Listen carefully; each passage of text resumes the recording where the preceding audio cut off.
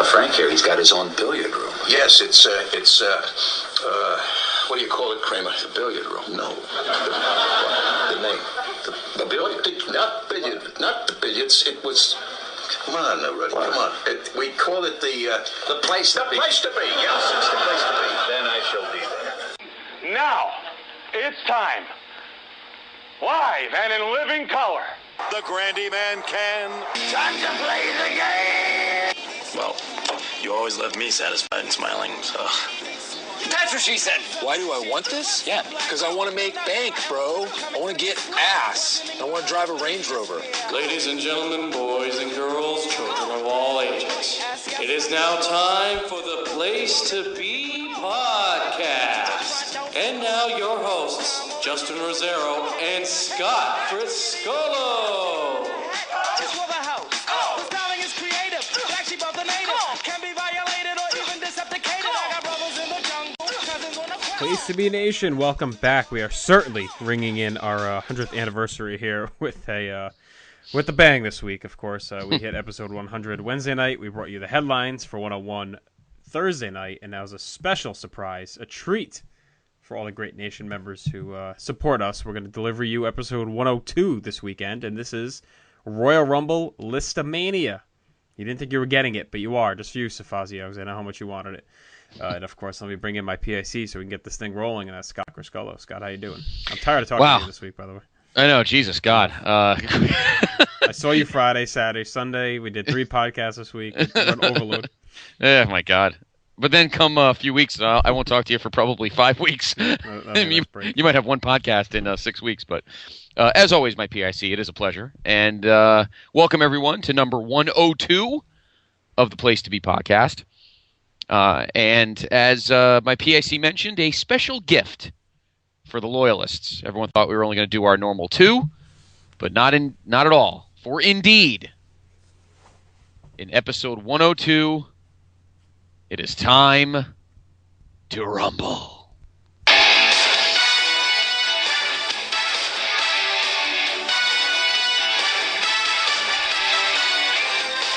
It's time for the Royal Rumble. Yes. Haku! Yes. I'm thinking maybe for the end, once we announce what our third list is, maybe I'll do Vince McMahon and read them all out for everyone. Oh, I think that'd be tremendous. Yeah. So, of course, we are going to deliver you 3 lists tonight, and 2 are pretty standard for this show, but the third is a little funky. Yes. The first one we're going to do is rank. Just before you say that, though, we're doing a little bit of a change this time to kind of make things shorter. I mean, we will complete, of course, the quartet of Big Four. If anybody wants to request a Unforgiven List-A-Mania, you're going to have to ask for it. But unlike the previous one, SummerSlam, WrestleMania, and Survivor Series, instead of doing each of us doing a list, we kind of try to tighten it up a bit, give us more chance to talk and kind of explain about the matches and people. We condensed them with the law of averages, if you will, and put them into one condensed list to give us more time to talk. So I just wanted to let everyone know that. So. Yes. Yeah, go ahead. Let's get started. All right, yeah. The first one we're going to do is ranking the world title matches from every Royal Rumble. They had one. Now, we're not counting ECW title as a world title for this purpose of this list, so it's just the world or WWE. And we also did not count the 1992 Royal Rumble. We just felt it was too hard to rank in this kind of list because it's just a totally different animal. So these are pretty much just the standard world title matches. So why don't you go ahead and start us off, Scott? Okay, I'll do the odd matches. There's 29 of them total. I'll do the odds. You do the evens. At number 29, the bottom of the barrel. And it's kind of sad to put this match on it because it's 2 guys we both really like. Yeah. And number 29, the bottom of the list, is Kurt Angle versus Mark Henry for the World Heavyweight Championship in 2006. This match is a mess. And I don't know if it was maybe Kurt was injured or Mark Henry and him just didn't have any chemistry. But, I mean, that whole show was kind of a disaster anyway. The flow really didn't go very well anyway, and with the Rumble, if this match was last instead of the Rumble, when it probably shouldn't have been. But this match just never really got going. Kurt was not at his best. No. He would make it up the following month, that's for sure.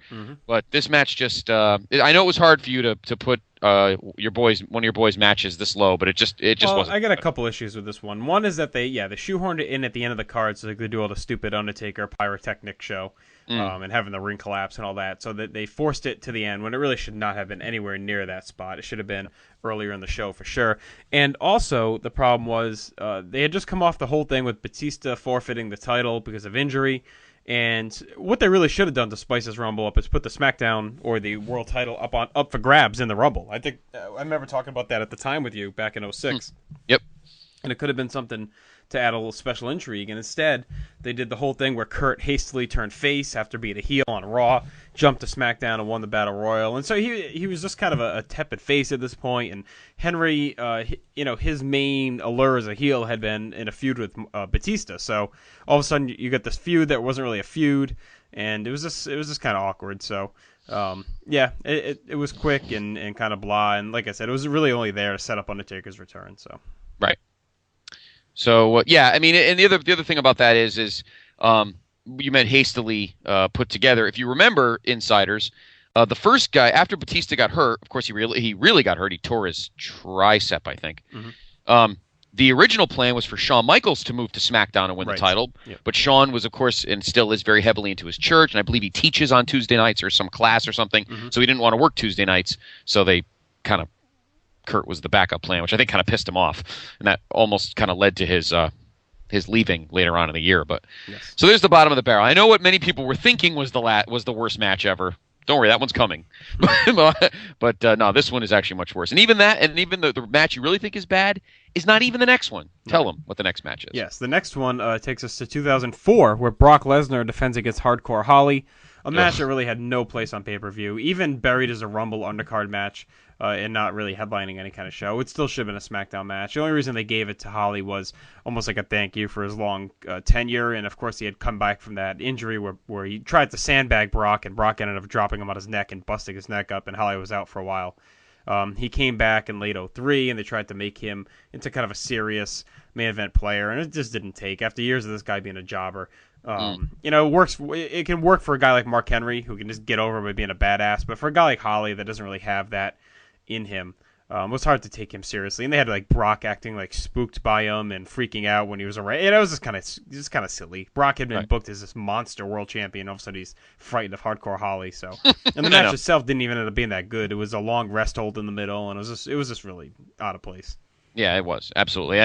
Hardcore Holly again, a career mid-carder, and what's sad is you didn't feel bad for Holly because him being a dickhead kind of cost him the injury anyway. He was being an ass like he always is, and that's what got him. That's what got him hurt. So it's really not even it's his own fault that he got hurt. You know, it's kind of the same thing when. Well, not really. It's different than when Kurt Angle broke his arm because that was truly an accident. But Hardcore was trying to be a douchebag, and he paid the price for it. So you didn't even feel bad for him, for everybody that knew about it. So anyway, there's number 28. And here it is, folks. You've been waiting for it. At number 27 on the list of the all-time Royal Rumble title matches, it is indeed from 2003 in Boston, Triple H and Scott Steiner for the World Heavyweight Championship. The reason this match is not last is because it's actually entertaining in a comical kind of a car accident kind of way. Yes. You know? It was not pretty. It was a colossal disaster, but it was like you're laughing your ass off watching this big, blown-up, jacked-up son of a bitch throwing 27 belly-to-back suplexes, and it's just such a mess. And Triple H, who's usually pretty good at kind of helping out, he wasn't even into it. And Flair on the outside trying to jazz up the energy level. It was just a freaking disaster. And coming off a total antithesis, right? This match was after, I think. Yeah. Coming after a match that obviously will be further up this card. List. I thought it was before. No, our buddy there, the Lithuanian lump there, Matt Rotella, who was at the show, I believe told me that the other match was before this one. Pretty sure. I'll double check and I think this match and then the Rumble was last. You're right. Yep. Yeah. No, you're wrong. It was the other way around? Yeah, of course he's wrong. He was there live, and he still can't get it right. Yeah, he's an idiot. No, this was first, and then, because they're saying, like, this went on, and then the other one went on and just, like, completely embarrassed them. Destroyed it, yeah. And we all know, I'm pretty sure you probably know what that match is, and of course we'll get to that match a little bit later. But so at number 27... Yeah. Oh, go ahead. I agree with you. The match had some perverse entertainment, and it was just booked all wrong. They should never put Scott Steiner in a long match like that, coming off an injury. He had been, obviously didn't have the conditioning yet for it, but Triple H was in his I want to have Ric Flair style NWA long ass matches phase. So kind of backfired on him here, but yeah, you get the perverse entertainment of watching the match die on pay per view. The crowd turn on it immediately. With a lame ending. Okay, number 26. Mm-hmm. We go back to just 1 year ago when Miz took on Randy Orton. I can't really say this match was bad. I honestly don't even remember it that well. I just know it was I remember it being blah and kind of bland, and they didn't seem to have much chemistry between those two at the time. So, actually, let's just lump these next two in together. Number 25 as well is Sheamus and Randy Orton from 2010, because I think that was the same way. It had Orton challenging, back-to-back years against the young gun that was kind of shoehorned into the title picture. Right. Two guys that maybe weren't really ready for that kind of match, I guess, because it obviously came off that way to me. Orton just didn't seem to have great chemistry with either guy at the time, and both matches were just kind of there. Yeah, I don't. They're both kind of equal. I like the Miz match a little bit more, but because I think he was actually the hotter heel. Sheamus was a major upset, and I think a lot of it was because he was Triple H's boy, so they kind of wanted to give him a little push, a little nudge. And of course, he had the big upset when he beat Cena at TLC that month before. But there was nothing there between him and Orton. I think if you had that match now, I think the match would be tremendous. Oh yeah, definitely. But back then it was, and the same thing with Miz and Orton. Miz at least was hot. Their chemistry wasn't that great either, and it really wasn't Orton's fault. I mean, again, I think they kind of slapped them together just to have a match on the card. But again, after a year, you put these guys in the ring and 10 times better. But yeah, these two matches from the last 2 years, they're just kind of there. I mean, you could watch them again, maybe formulate your own opinion, but I'm telling you, I don't think you're going to get much more out of it than we did. So no. All right, at number 24, kind of shifting here now, I'm doing the evens. At number 24 is a match that I think a lot of people thought on paper was going to be really good, but just didn't have that something. And that was Bret Hart defending the title, the WWF Championship, against The Undertaker in 1996.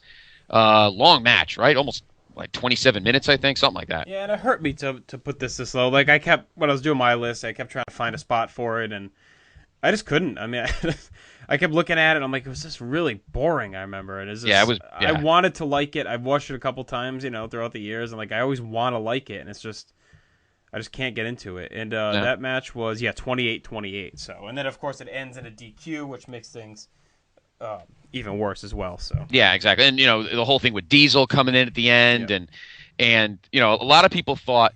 And I'm sure Bret doesn't want to hear this, but a lot of people thought he was kind of tanking because he knew he was, jobbing this for is Shawn. This little 2-month lame duck era. Yeah, everyone knew he was going to job to Shawn at WrestleMania, so they thought he was kind of. But I just can't see Bret doing that. It just doesn't seem like his nature. But I just think it just wasn't booked very well, and it was way too long. It was at least 9 minutes too long. This match could have probably gotten done in like maybe 17 minutes. And they go on to have much better matches the next year, but here they just didn't have that.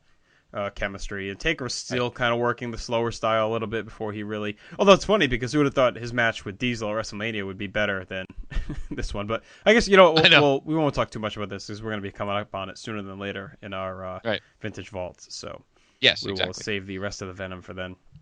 Yeah. Number 23, we go to 2009. John Cena and JBL.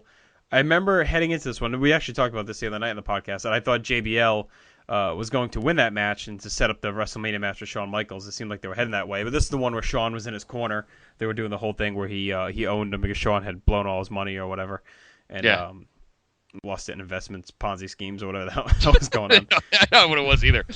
Cena was coming off kind of a weird year in 2008 and even kind of weirder 2009. So, it's just a match between those two. The storyline was there. And again, another match I don't really remember a ton about, but I remember it just being kind of okay. Yeah, there wasn't much to this match either. Obviously, they weren't sure. It did add some intrigue as to who'd win the Rumble, which of course would be won by Orton, but that would be leading, of course, to the match against Triple H, who would eventually have the title. That was kind of weird. Like Cena had the belt. Wait, Cena had the title? I don't remember this. Cena had the title, and JBL challenged him. Right. So when did Triple H win the belt?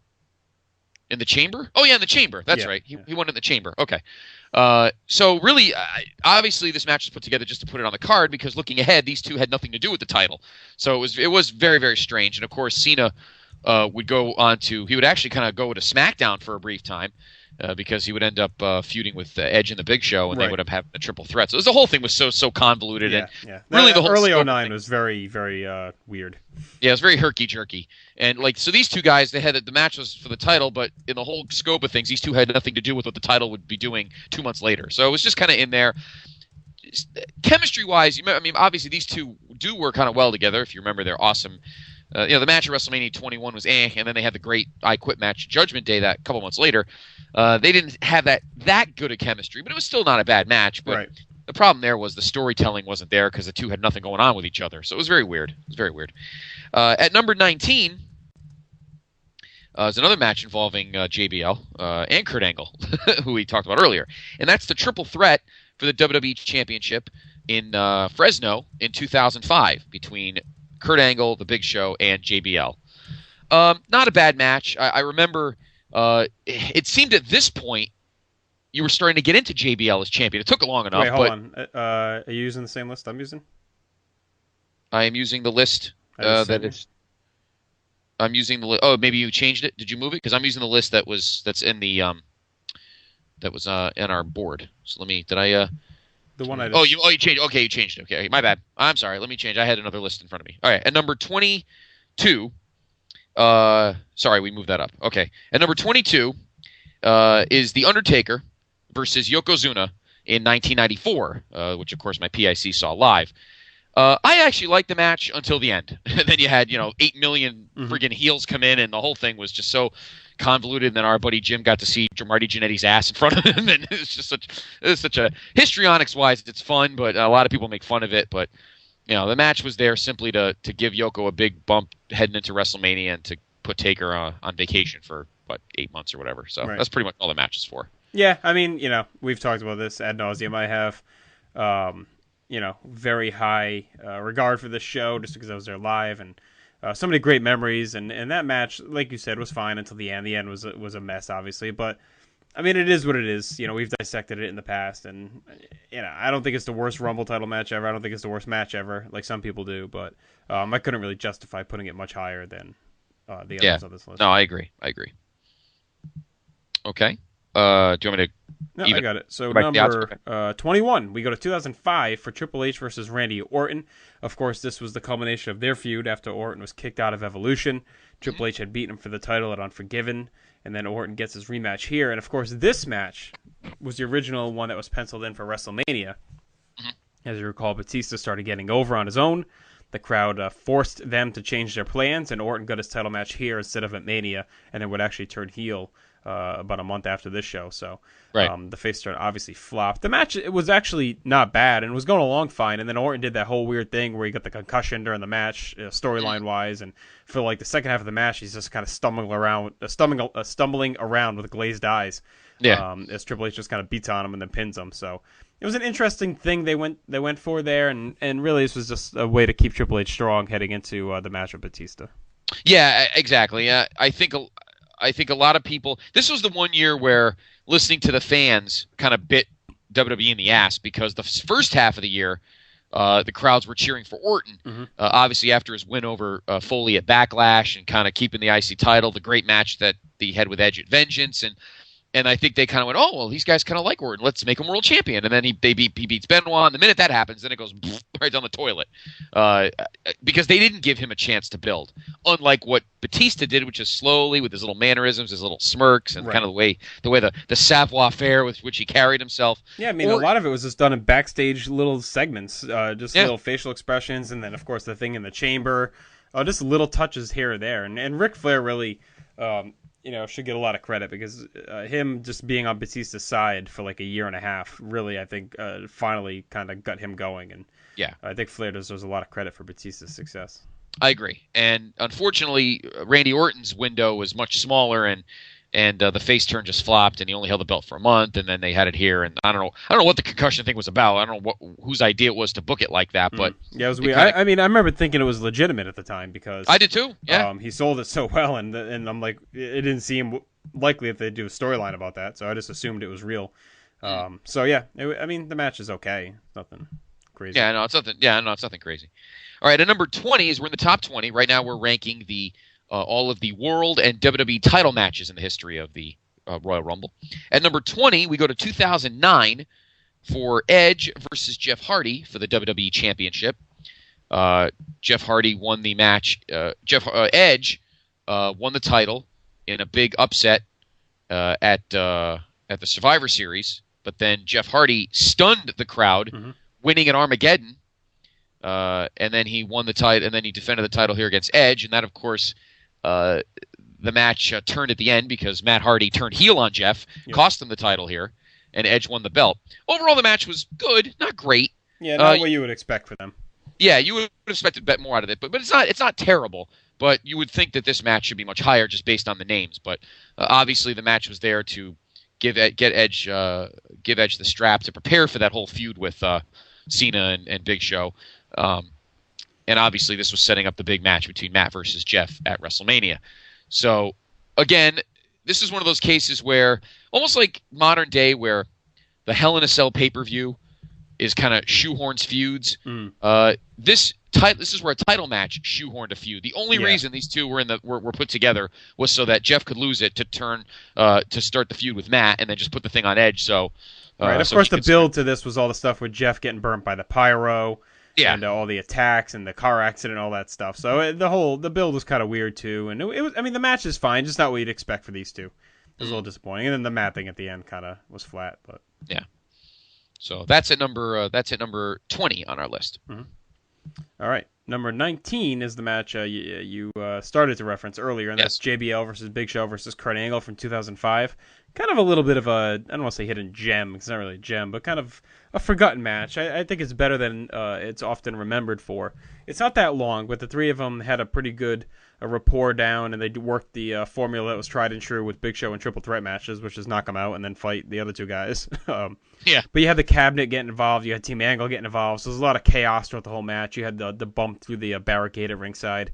And then JBL, as was his wont during this time, would escape with the title. But it was kind of cool seeing these three guys go at it. It was a unique mix of guys, and I thought it was better than the other title match on this show. Yes, which we mentioned earlier on. JBL, and I had said as we were starting that, it was getting to the point now where finally it seemed like people were getting on were kind of hooking to him and kind of getting on his bandwagon as champion. It took long enough. Obviously, he had the couple matches with Eddie, and then those two forgettable matches with The Undertaker. But it seemed like finally here, when he was starting to face pretty much every babyface in the roster, Eddie and Booker and all these guys, that finally it seemed like JBL's momentum was starting to carry him to a legitimate reign. And of course, he ended up losing it. But I think this is where Armageddon was the first one I thought, when everyone's like, "Oh my guy's going to lose." Remember they did the whole death walk to the ring, and same thing here. And I think the fans really, the older, the usual fans that hook onto heels, really started to appreciate JBL. You and I included, and then of course he wouldn't hold it much longer. But still, I like the match for that aspect. Work rate wise, it is what it is with two big lumbering power guys, and of course Kurt, who can work with anybody, almost anybody, I guess.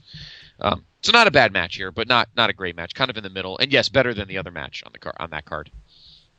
Okay, at number 18 is a match that many people think I overgraded, but I like it a lot.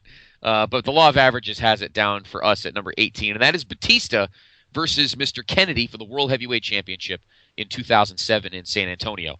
I really like this match. I do. And the law of averages, though, has it a little lower. But I don't know. There's something about it I like. It was perfectly length. I think it's like 10.5 minutes. Kennedy really went all out here. Batista did a good job of kind of being the favorite, but this plucky heel who, with a big mouth, actually kind of had a few shots at him. And I don't know. I just like the way the match is laid out. I thought it told a good story. Yeah. But it kind of was like the harbinger of Batista's renaissance, because 2006, after he came back for his injury, he was terrible. And then this was kind of the match where you said, maybe he's turning the corner a little bit. And then Mania obviously would be the jumpstart to the revival of his career. But yeah, I like this match. I mean, not as much as you did. But it was solid. I think it's one of Kennedy's probably best matches. It was a big spot for him.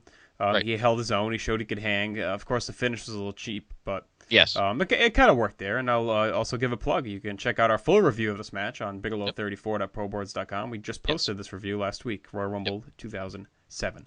Okay, let's move on to number 17. Now we go way back to 1991, the first Royal Rumble title match ever. Yep. And that is the Ultimate Warrior defending against Sergeant Slaughter. Of course, this was the huge upset thanks to Macho Man Randy Savage getting involved. Slaughter wins the title from Warrior.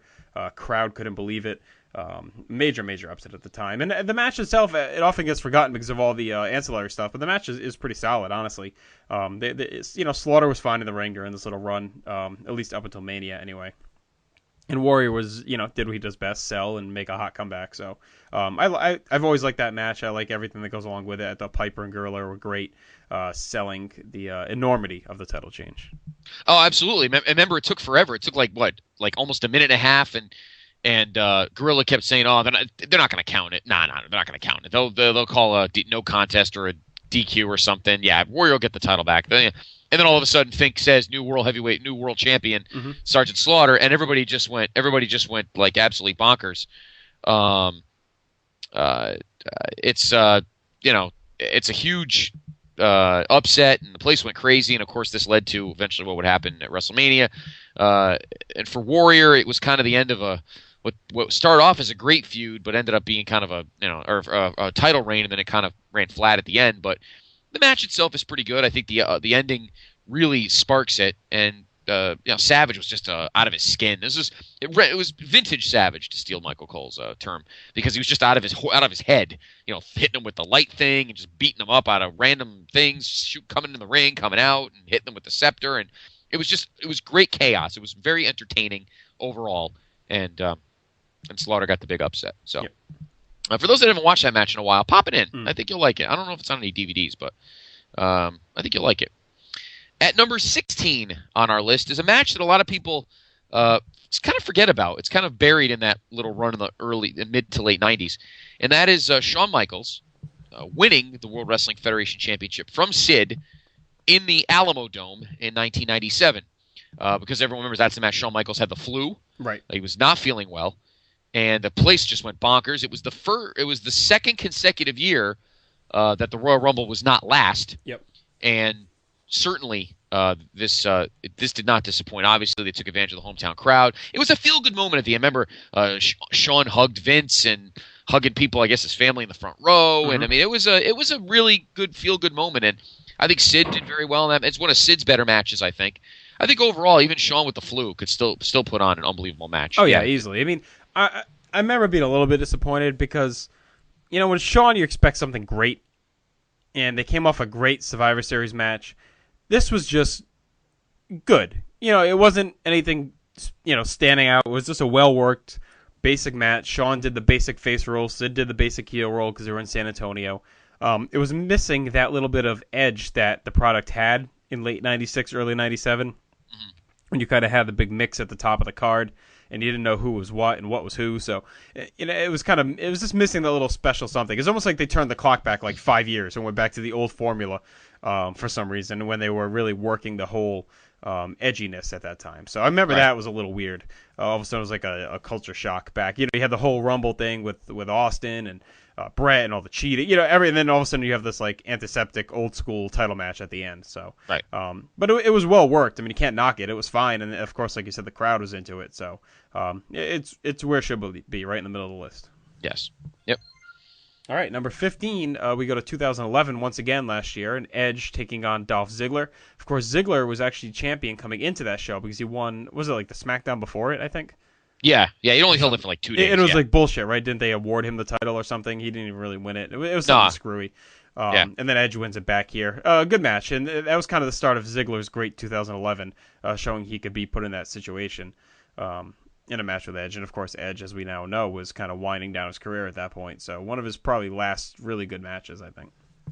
Yeah, it's amazing that they ended up. It was a good karma for him that they ended up changing things up at WrestleMania, and he ended up beating Alberto Del Rio because the next night, obviously, he'd retire.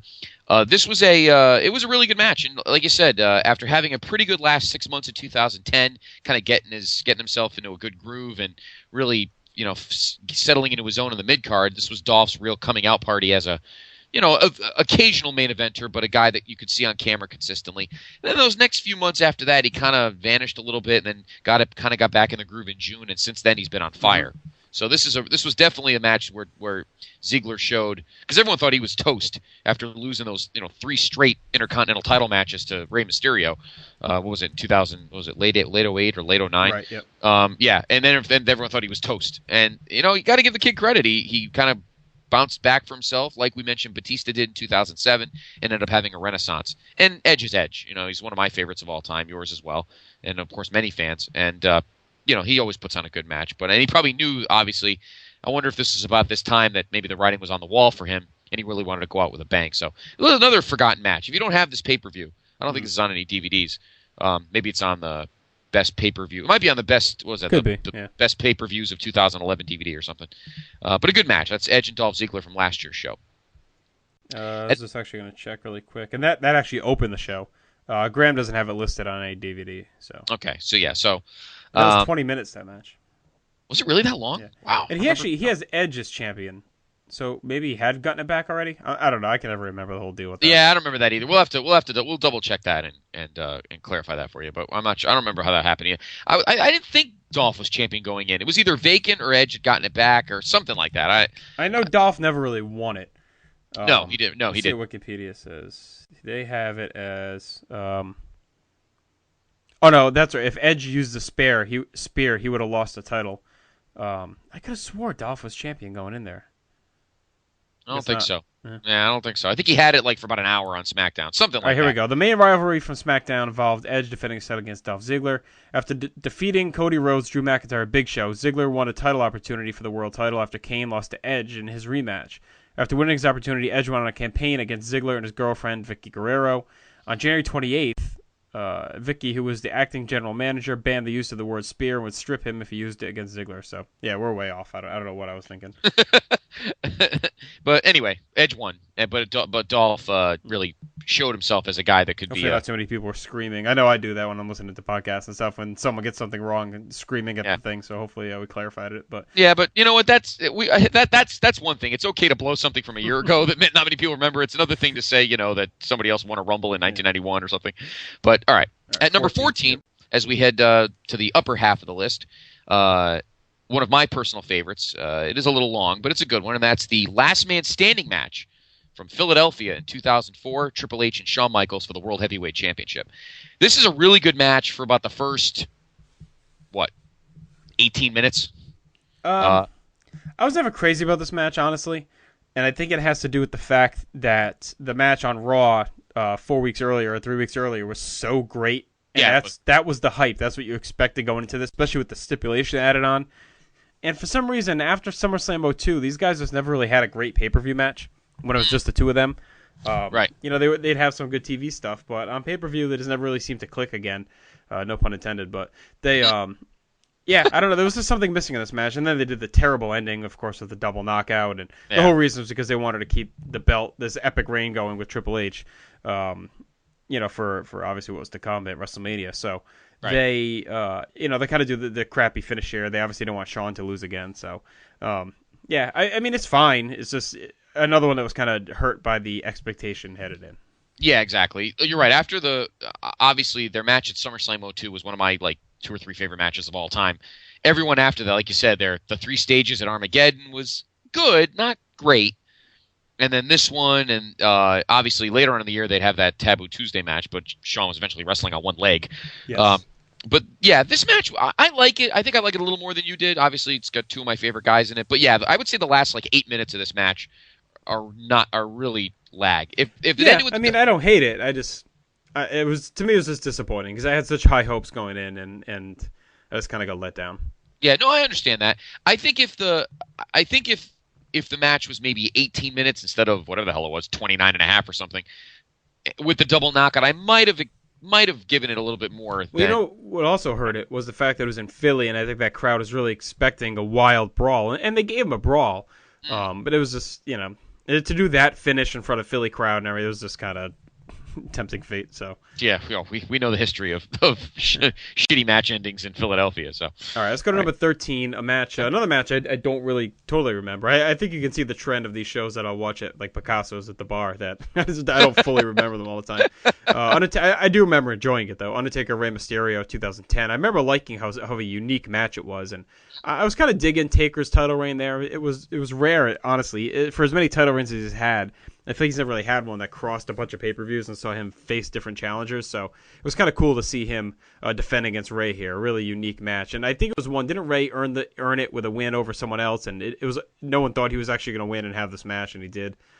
Yeah, it was like a 4-way or something. Yeah. I think with like MVP or a bunch of other guys or something, and he kind of got the big upset. And Taker came in the ring, and you saw the whole disparagement of size and height. But, kudos to Ray here. I remember the pace being very good. I remember Taker kind of upping his speed a little bit and kind of letting, obviously, he would end up having an unbelievable match 2 months later with a guy just as fast. Okay, there was actually a lot going on here. Ray won a Beat the Clock challenge. And then, let's see here. Well, yeah, he was the reigning winner. But Batista and R-Truth went to a time limit draw due to Mysterio's interference. Mysterio was then ruled the number one contender, but Vicky Guerrero overruled the standing, announcing the contenders would face again Mysterio and Batista to determine who would face Undertaker at the Rumble. So I think that's what it was. And actually, that was a no contest. The next week, they fought inside a cage. And I think a lot of people expected Batista to win and just face Taker, and you didn't really think Mysterio would win that. So Mysterio did win and fought Taker at the Rumble. Yes, and another match that I think a lot of people need to watch again and get a good think of, including you and I probably. But it was good in the sense that Taker really kind of got himself ready for his rematch with Shawn a couple months later. Get back into that speed match, and Ray kind of ran him in circles a little bit, but obviously in the end the power was just too much for the little guy to handle.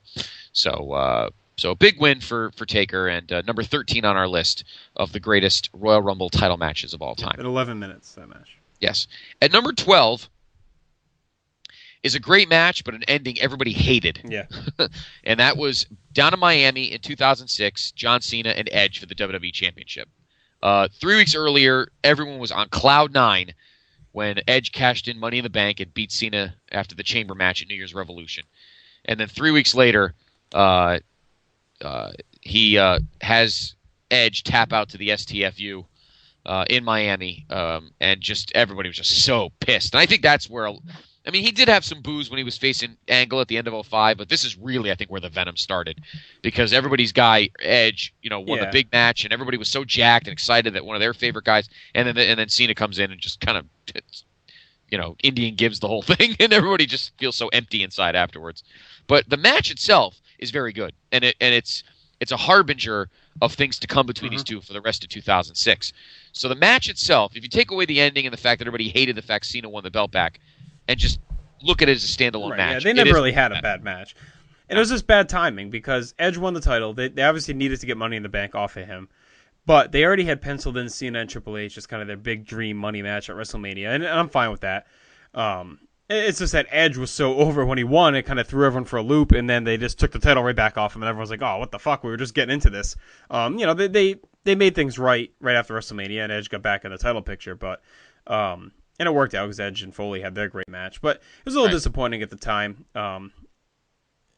You hoped Edge, maybe they'd switch things. It was actually the polar opposite of the year before. They changed things around because Batista got hot and they switched the match around. But Triple H Orton did not have the money drawing potential of Triple H Cena did. And, they were kind of proven right because that match was very good at WrestleMania 22 and the crowd was red hot for it. So I'm guessing they did the right thing. It would have been a completely different dynamic if they had Cena and Edge at Mania again. So it just sucked to see Edge, be splattered so quickly after winning the title and having a great 3 weeks. If you remember, the ratings went up on Raw and everyone was all jazzed up. So, the match itself is very good. Yeah, and Edge didn't have a bad next few months. Again, he faced Foley at WrestleMania, Right. and then all the awesome stuff at New with Year's. Flair too. That was actually before the Rumble. He had the TLC with Flair. Yeah, that was the TLC on Raw. But him and Foley, and then they have the great matches at end up having the great match at One Night Stand, and then kind of interfering with Cena and kind of again shooting. Well, even Backlash that year. Was he involved in that? Like, he was in the three-way. Yeah, he was in the three-way because then Triple H did the whole curtain jerking comment that everybody got pissed off at. But so he was still in the main event at least for another. And then Edge ended up having a great 2006 overall. And this is a tremendous match. Just the ending pissed everyone off. So, but take away from that, the match is actually very good. Probably the highlight match-wise of this entire pay-per-view. So. All right, number 11 is one of my favorites, a hidden classic in my eyes, and that's Bret Hart and Razor Ramon from 1993. Just a great, basic, old-school match. A lot of psychology, a lot of great selling from Bret. He wins clean, defends his title against the up-and-coming guy, and they had been built really well. I've been watching a lot of those superstars in late '92, and Ramon was given a monster push right off the bat coming in, and he was strong heading into that match. Of course, he had jumped Owen Hart, and then Stu was at ringside and Helen, and it was just a very, a classic Bret Hart, psychology-driven, old-school selling match. I agree. Again, Razor's vignettes got everybody all excited. And, of course, he immediately jumped in with Flair and the whole thing with Savage and Perfect. I mean, he was immediately inserted into the top of the card. And then given this match. And Bret really – I think this was one of the first great examples of Bret taking a guy who obviously – isn't totally on par with him talent-wise, but, Scott Hall, when he was sober, is actually one of the better workers in the history of the company. And I think these two, do you think their match is not as good as the one at King of the Ring? You think this one's better than the one at King of the Ring? I always like this one better. It's a little bit longer and there's more on the line. The King of the Ring match is good too. But I liked the psychology here better. The King of the Ring one is like an abridged version of this match. Yeah, that's true. Bret looked great. Razor looked great. It was a win Bret needed. He had a great win over Shawn at Survivor Series, and this continued to help legitimize him, especially going into a match with Yokozuna. It showed that he could hang with a big guy. Yeah, knowing that the Rumble was going to end with a bad guy winning, you wanted kind of a good feel-good moment, and this was one. This is the quintessential Bret Hart match, beat up by a bigger dude, but then comes in with some good slick moves at the end and comes away with a victory. So, great match for the Hitman and a win over Razor in 1993. Good call. That was, of course, in Sacramento. All right, we are in our top 10. At number 10, one of the most dramatic matches on our list, and one that was a source of controversy for a few years to come. Yeah, I had a hard time ranking this one, I'll be honest with you. Yeah, and that was the I Quit match between The Rock and Mankind from Anaheim in 1999. That, of course, is the infamous 12 chair shots that gave Foley like a 9-inch gash in his forehead, or in the top of his head, and Rock never apologized for it, and the whole shit going on for the next couple of months. This is a difficult match to rank. I don't know if it's their best one. No, I don't think so. It's funny because they had a lot of dramatic matches, but they never really had a great match. You know what I mean? Yeah. Like the Raw one obviously had the most heat and it was the most exciting. Right. This match was the most brutal.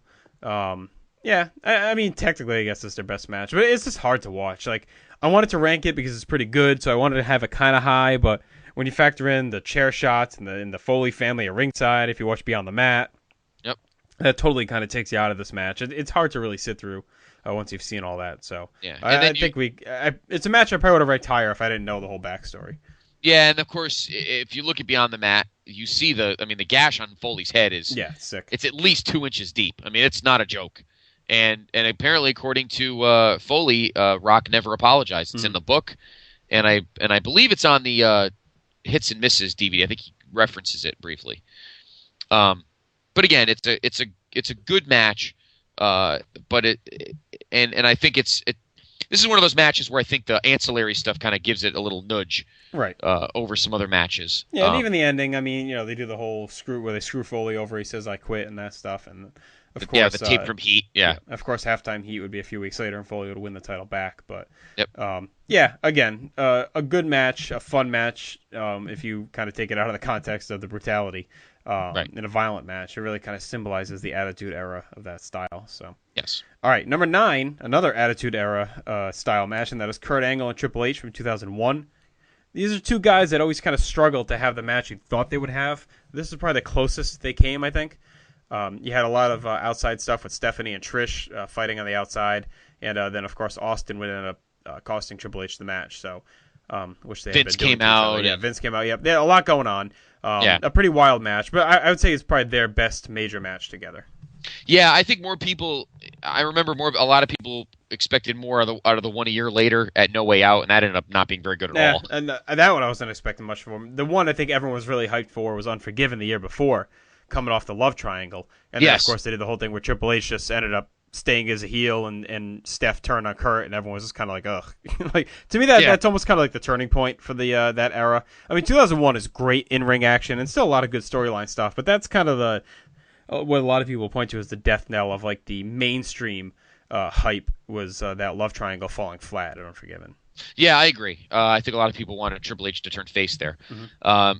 But this match is very good. It's also long and obviously a lot of interference around it, but it would be the best match these two would have. And obviously a historical moment is that this is the pay-per-view match in which Hunter debuts his music that he has now, the Motorhead theme. That was the first pay-per-view match. I don't think it was his first match, period. No, I think he had used it on Raw, yeah. I think he had used it on Raw, but this is the first pay-per-view match that he actually uses the theme that he's had now for 11 years.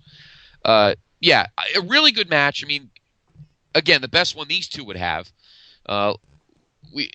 Whenever you and I when we get to the summertime, and we did this last year and it never happened, but when we get our kind of quiet weeks, and we ever do a pay-per-view or a podcast on the Attitude Era, which might have to be a multi-night one, I'm gonna have to talk about kind of because there were good combinations and there were bad combinations in terms of all the main players in the Attitude Era. Like Triple H and Kurt never had the greatest match. Rock and Undertaker never had the greatest match. Right.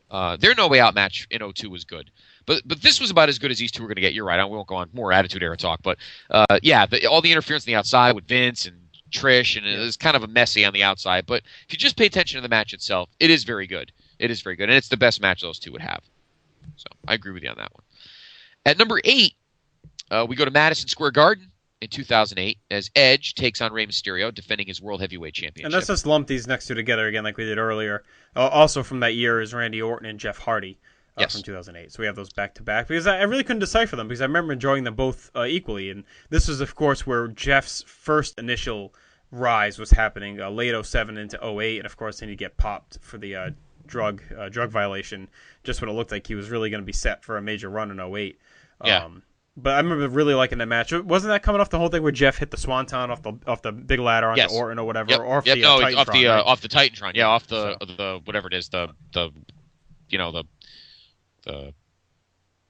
I can't believe the word just went out of my head. Not the Titantron, but he crawled up the side of that's fine. the set thing. Yeah, the set thing. And the match ended up being very good. And that show was very memorable too, obviously with Cena winning and him surprise coming in, because remember that's when he had tore his pec and no one knew when he was coming back. The crowd was hot. This is one of those matches where the crowd kind of gave it that extra sizzle. Which of these two? I know we ranked it 8-7, but I think I might like the Edge Ray match a little more. I mean, it's almost like 8 and it's like 7B. Yeah, they're both equal. I just remember the Orton Jeff match had more heat behind it, and everyone was so into seeing Jeff Hardy possibly win. I actually remember a lot of people being kind of upset that Jeff didn't win because they thought he should finally break through. Of course, they were proven right. WWE was when Jeff failed the wellness test, but I don't know. Orton was on a real roll. Remember in 07, late 07? That's when he was really starting to finally kind of click and get it. Yes. Coming off the great last man standing and No Mercy and all that stuff. So, and then Edge Ray, they had the Vicky stuff mixed in, and wasn't that when Ray gave her the seated senton or knocked her down? She was in the wheelchair and all that stuff. Yes. So I mean, yeah, you're probably splitting hairs debating the two, but yeah, nah. So there you go. The back-to-backs. The Madison Square Garden at number 8, number 7 from 2008. Edge and Rey Mysterio for the world title, and Randy Orton, Jeff Hardy for the WWE title. At number 6, a lot of people thought this was going to be the last time these two would ever face each other, but of course that would not be the case. At least it would take 11 years. But at number 6, we go to San Jose to the Shark Tank for the casket match between Shawn Michaels and The Undertaker for the WWF Championship. After the two unbelievably great matches in 1997, this match with the this one's a little different because you had a little more storyline hook to it. You have the casket, and of course Kane now on their side after the whole Raw where they're holding the hands to each other and the lightning's coming down and all the crazy shit. But Shawn's still Shawn. He hadn't, well, at least for the first 6 minutes was fine. Right, yeah. And even after he gets hurt, he seems to be okay for the rest of the match because I think he always says it was the next day when he woke up and he couldn't walk. I think the adrenaline kind of got him through this match. But yeah, obviously it's not as great as their Hell in a Cell or even the Ground Zero match, but it's still very, very good. I think it's often overlooked, honestly, because it was kind of the third tacked on match and it's not remembered as well as the other two. Right, and obviously, for those that don't remember, I'm sure you do. That's the one where Undertaker backdrops Shawn over the rope and over the casket, but he hits his lower back on the hinge, and obviously, and it's weird because Shawn says on his DVD that he ruptured like 3 discs. Yeah, I mean, I'm sure they were like on the verge of going anyway. Yeah, and that just put him over.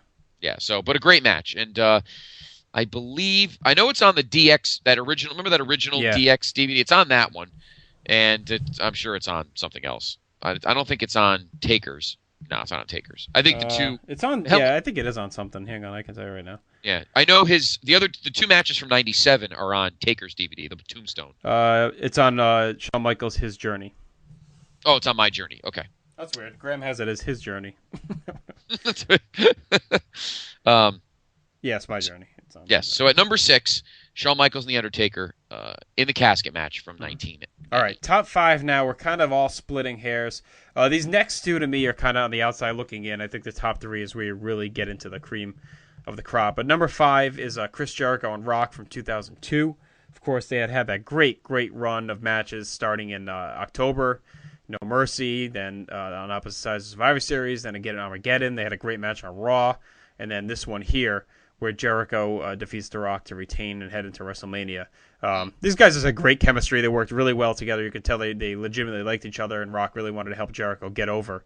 And I remember a lot of rumblings at that time that he was pissed the way Triple H kind of treated him. I mean, even Austin, I think, because he was the only one really busting his ass to help Jericho look like a legitimate main event player. Right. But yeah, not the best of their series, but still really, really damn good. Yeah, I liked it a lot. Of course, this was the one down in Atlanta.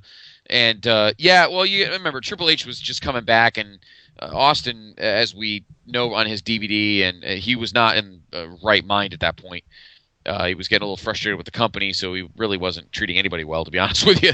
But kudos to Rock here. Rock always knows how to put guys over. I think he has an edge over others from the Attitude Era in that aspect. He just does what's good for the company, and doing this was good for the company. So I like this match quite a bit, and it was really the capper for Jericho, who would end up beating Rock and Stone Cold twice each in the span of 3 months. Yep. So can't do that. Not many people could say that. So he beat Rock more than that, didn't he? Because he beat him didn't he beat him on Raw or No Mercy? He beat him on one of those 2 matches. He beat him in No Mercy. And then Rock got his win back on Raw. Back on Raw. Yep. And then they were on opposite sides at Survivor Series. Jericho beat him again at Armageddon. No, I'm sorry. They were on the same side at Survivor Series. And Jericho just hit him. Jericho beat him again at Armageddon, though, and then beat him here. He beat him 3 out of 4. Yeah, so very impressive. At number 4 on the list, again, pretty close to this one, but just not quite in the big trilogy. But still a match that's very, very good. You and I talked about it extensively on a recent Vault, and that is from down at the Sun Dome in Tampa, Bret the Hitman Hart defending the World Wrestling Federation title against Big Daddy. Oh no, sorry, the opposite. Diesel defending the World Wrestling Federation title against Bret the Hitman Hart. My bad. In 1995 in Tampa, great match. One of the more unheralded. I mean, everyone talks about the Survivor Series match as their best, and it probably is. But this one's pretty good. Again, this one's kind of marred, similar to Kurt and Triple H with all the interference and millions of guys running in, Owen and Jarrett and all these other guys all going crazy. But the meat and potatoes of the match is very, very good. And Bret just knew how to... I think Bret, almost more than Shawn a little bit, knew how to really make Diesel into something special. Right. And this is not a knock on Shawn whatsoever. Well, it's weird because Bret almost did a better heel match with Diesel than Shawn did at Mania, because Shawn was almost more like the face at that show. Right. Bret, to me, was more believable beating on a big guy just because he kind of had that more of a precision offense, where Shawn was more high-flying moves. and high impact moves. And Brett was all about kind of working the leg, and it was believable to see him break Diesel down and work his leg over. So the only thing stopping this match from being a little bit higher is probably the ending, of course, with all the interference. And we talked about how it kind of made sense at the time. It doesn't hurt it totally, but definitely a very, very overlooked match. A long match. They go, what was it, like 20... Like 27. 27-26. Yeah, okay. So, a great long match. It's on the Greatest Wrestling Stars of the 90s DVD if you have that. So check that out if you haven't seen it in a while. We don't have to get too far into that because we just, like you said, we just talked about it. Just about the vault, exactly. All right, we are in the top 3, and my PIC will give you the number 3 match, and it's one we just recently watched, and superb. Yes. Superb encounter. That is 2007. Once again, John Cena versus Umaga, last man standing. It was set up by New Year's Revolution, where Umaga dominated him for the whole match, and that match was way better than I ever remembered it being. Oh yeah, absolutely. Umaga dominated him the whole match. Cena got a lucky. The crux of the story was that he couldn't beat him using his 2 big moves, STF and the STFU. So he ended up beating him with a roll up, and that was like Umaga's one mistake in the match. So the coach, I believe, was a GM at the time. He let Armando decide what the stipulation should be for the Rumble. They picked last man standing, and the whole story there was, again, that Cena could not do his moves to put Umaga away. A brutal match with some great spots. You had the Umaga running across the announce tables and splashing Cena through the Spanish one. That sick TV monitor shot that he cracks Umaga with. And then, of course, the finish where he just chokes Umaga out with Cena's bloody face. And this was like the coming out party officially for Cena, where you're like, all through 05 and 06, a lot of people thought he was just being carried in great matches. 07 is where everyone realized maybe he could be the guy carrying people. Well, the one thing I loved about this match, and I loved about this feud is, and I mentioned this in our comments, in our written review of the match, and I said the same thing in New Year's Revolution. You figured, beginning with when he won the title from JBL, and all through the next year and a half, he faced A, guys similar his size, and B, guys that the fans, even though they were heels, loved. Triple H, Edge, Kurt, Jericho. This was the first time, this was almost a Hogan-esque kind of match. Right. From the old school years, where Cena's the smaller, babyface good guy facing a legit big man heel that fans just hated. There was no, yay, we like Umaga. No, nobody had that. And even the dudes hated Umaga. And so this was finally Cena's legitimate chance to really be put over as a real superhero, and who had his kryptonite, as we stated. And Cena just brought the goods, and I love the storytelling, and it just the San Antonio crowd was red hot. It was just a great match, and I was pleasantly surprised. I remember you telling me that you're going to really love this match, and I didn't remember it liking it as much as I did when I watched it the first time live. But watching it again to do our review, guys were awesome. Yeah, and they busted their ass. A lot of credit. Umaga was awesome. He really was a great character and great in the ring as well. So check out, once again, the message board. A lot of these shows we've reviewed, that just happens to be the freshest. So check that out for more. Now we hit the top 2. And these 2, to me, again, were splitting hairs. I mean, really, they're probably 1A, 1B. But I'll let Scott reveal number 2. And, of course, that'll give number 1 away as well, I guess. Number 2. We talked about the antithesis match earlier on. 2003 in Boston, we talked about Scott Steiner, Triple H. Well, this one was the complete 180.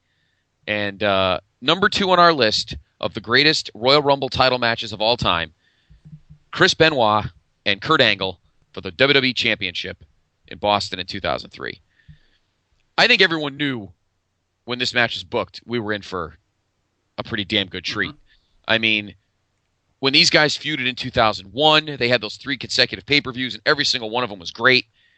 But this one, obviously, and obviously the title helped here because obviously Benoit had never won it, so the drama was there for that. And then, of course, you had Shelton and Haas. Really, these two just knew what to do in this match.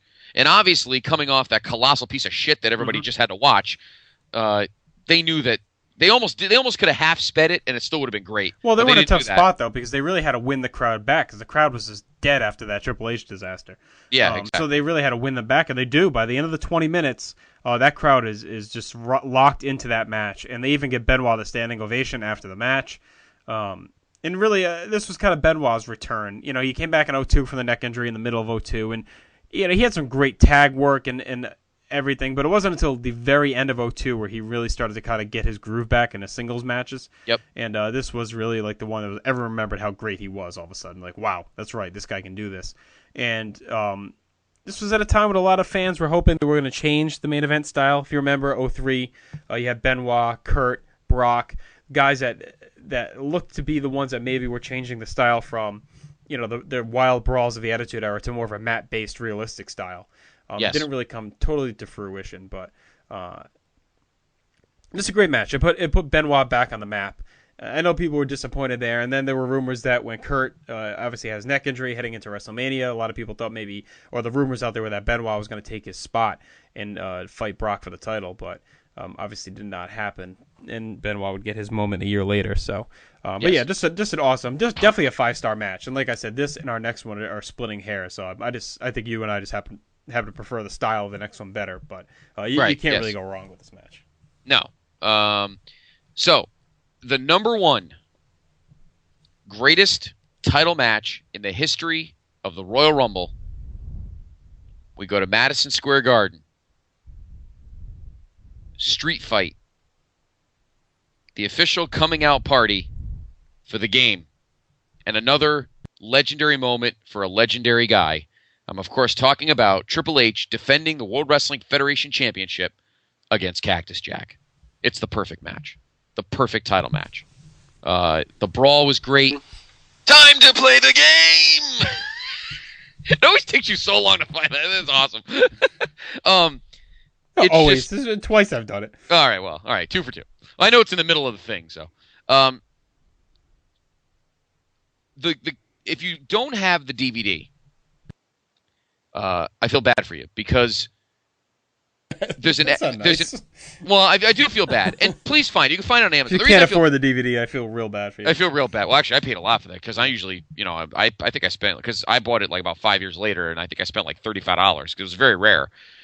But there's an extra, not the match itself. And the match itself you can find on plenty of compilations. Yeah. The reason I'm saying it's a shame for those that don't have this DVD is because there's an extra clip in the back of the doctors pulling a piece of wood out of Triple H's calf from when he got backdropped on the pallet.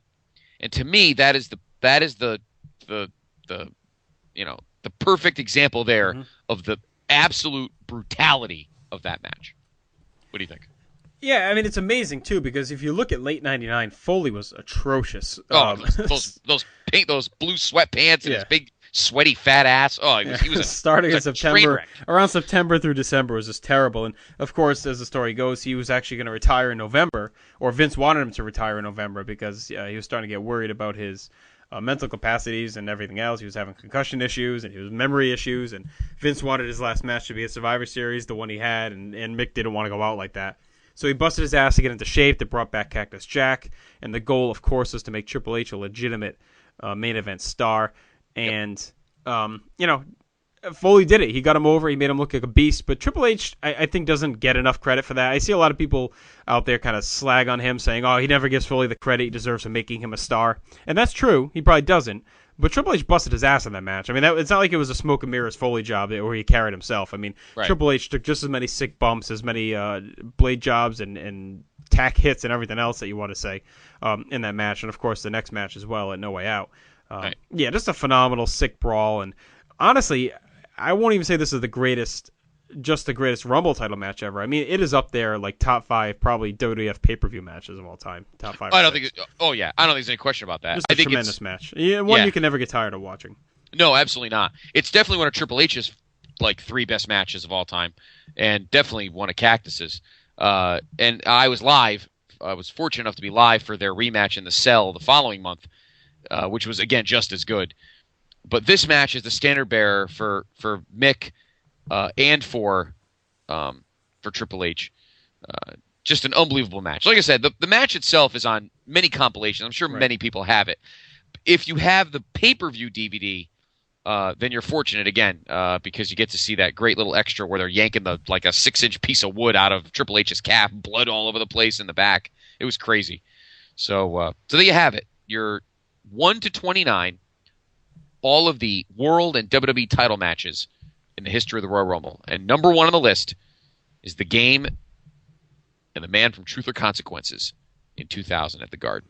All right. The next list we're going to do is ranking the all-time Rumble winners. And I think this one we might have to move a little bit quickly through because I think our last list is going to take up a lot of time. So I'll kick it off. We got 24 of these. We ranked them based on importance of the win, like what they went on to do with it, eliminations, time in the ring, and just overall how impressive the performance was. So, if you might have a guy that looks impressive on the surface, and then you kind of study the Rumble itself, and you're like, not as impressive. So, okay, let's kick off with the obvious number 24. This Big John Studd in 1989. The win went absolutely nowhere. I still don't understand why he won it. He came in at the very end, tossed a few guys, and won. And the match really torpedoed after the Mega Powers were eliminated, and that whole thing went down. So, I think we can just quickly move ahead. Yes. Oh, thanks. I'm glad you went to go first. I'm not even going to play the song for you tonight. I'll let you off the hook. Okay, at number 23, and really it's because nobody cared about the match because the whole point of this show was the contract signing, and that is... you almost wonder if you should even really... yeah. I mean, you count it because we count it, but... Right, and that is, of course, Hacksaw Jim Duggan winning in 1988 at Cops Coliseum in Hamilton. I got my 2x4. I got the American flag. I got my 2x4. Lying bastard. Yes, number 20. I got the American flag. You don't play that part enough, though. It doesn't fit the rest of the song. But anyway, he won the thing, and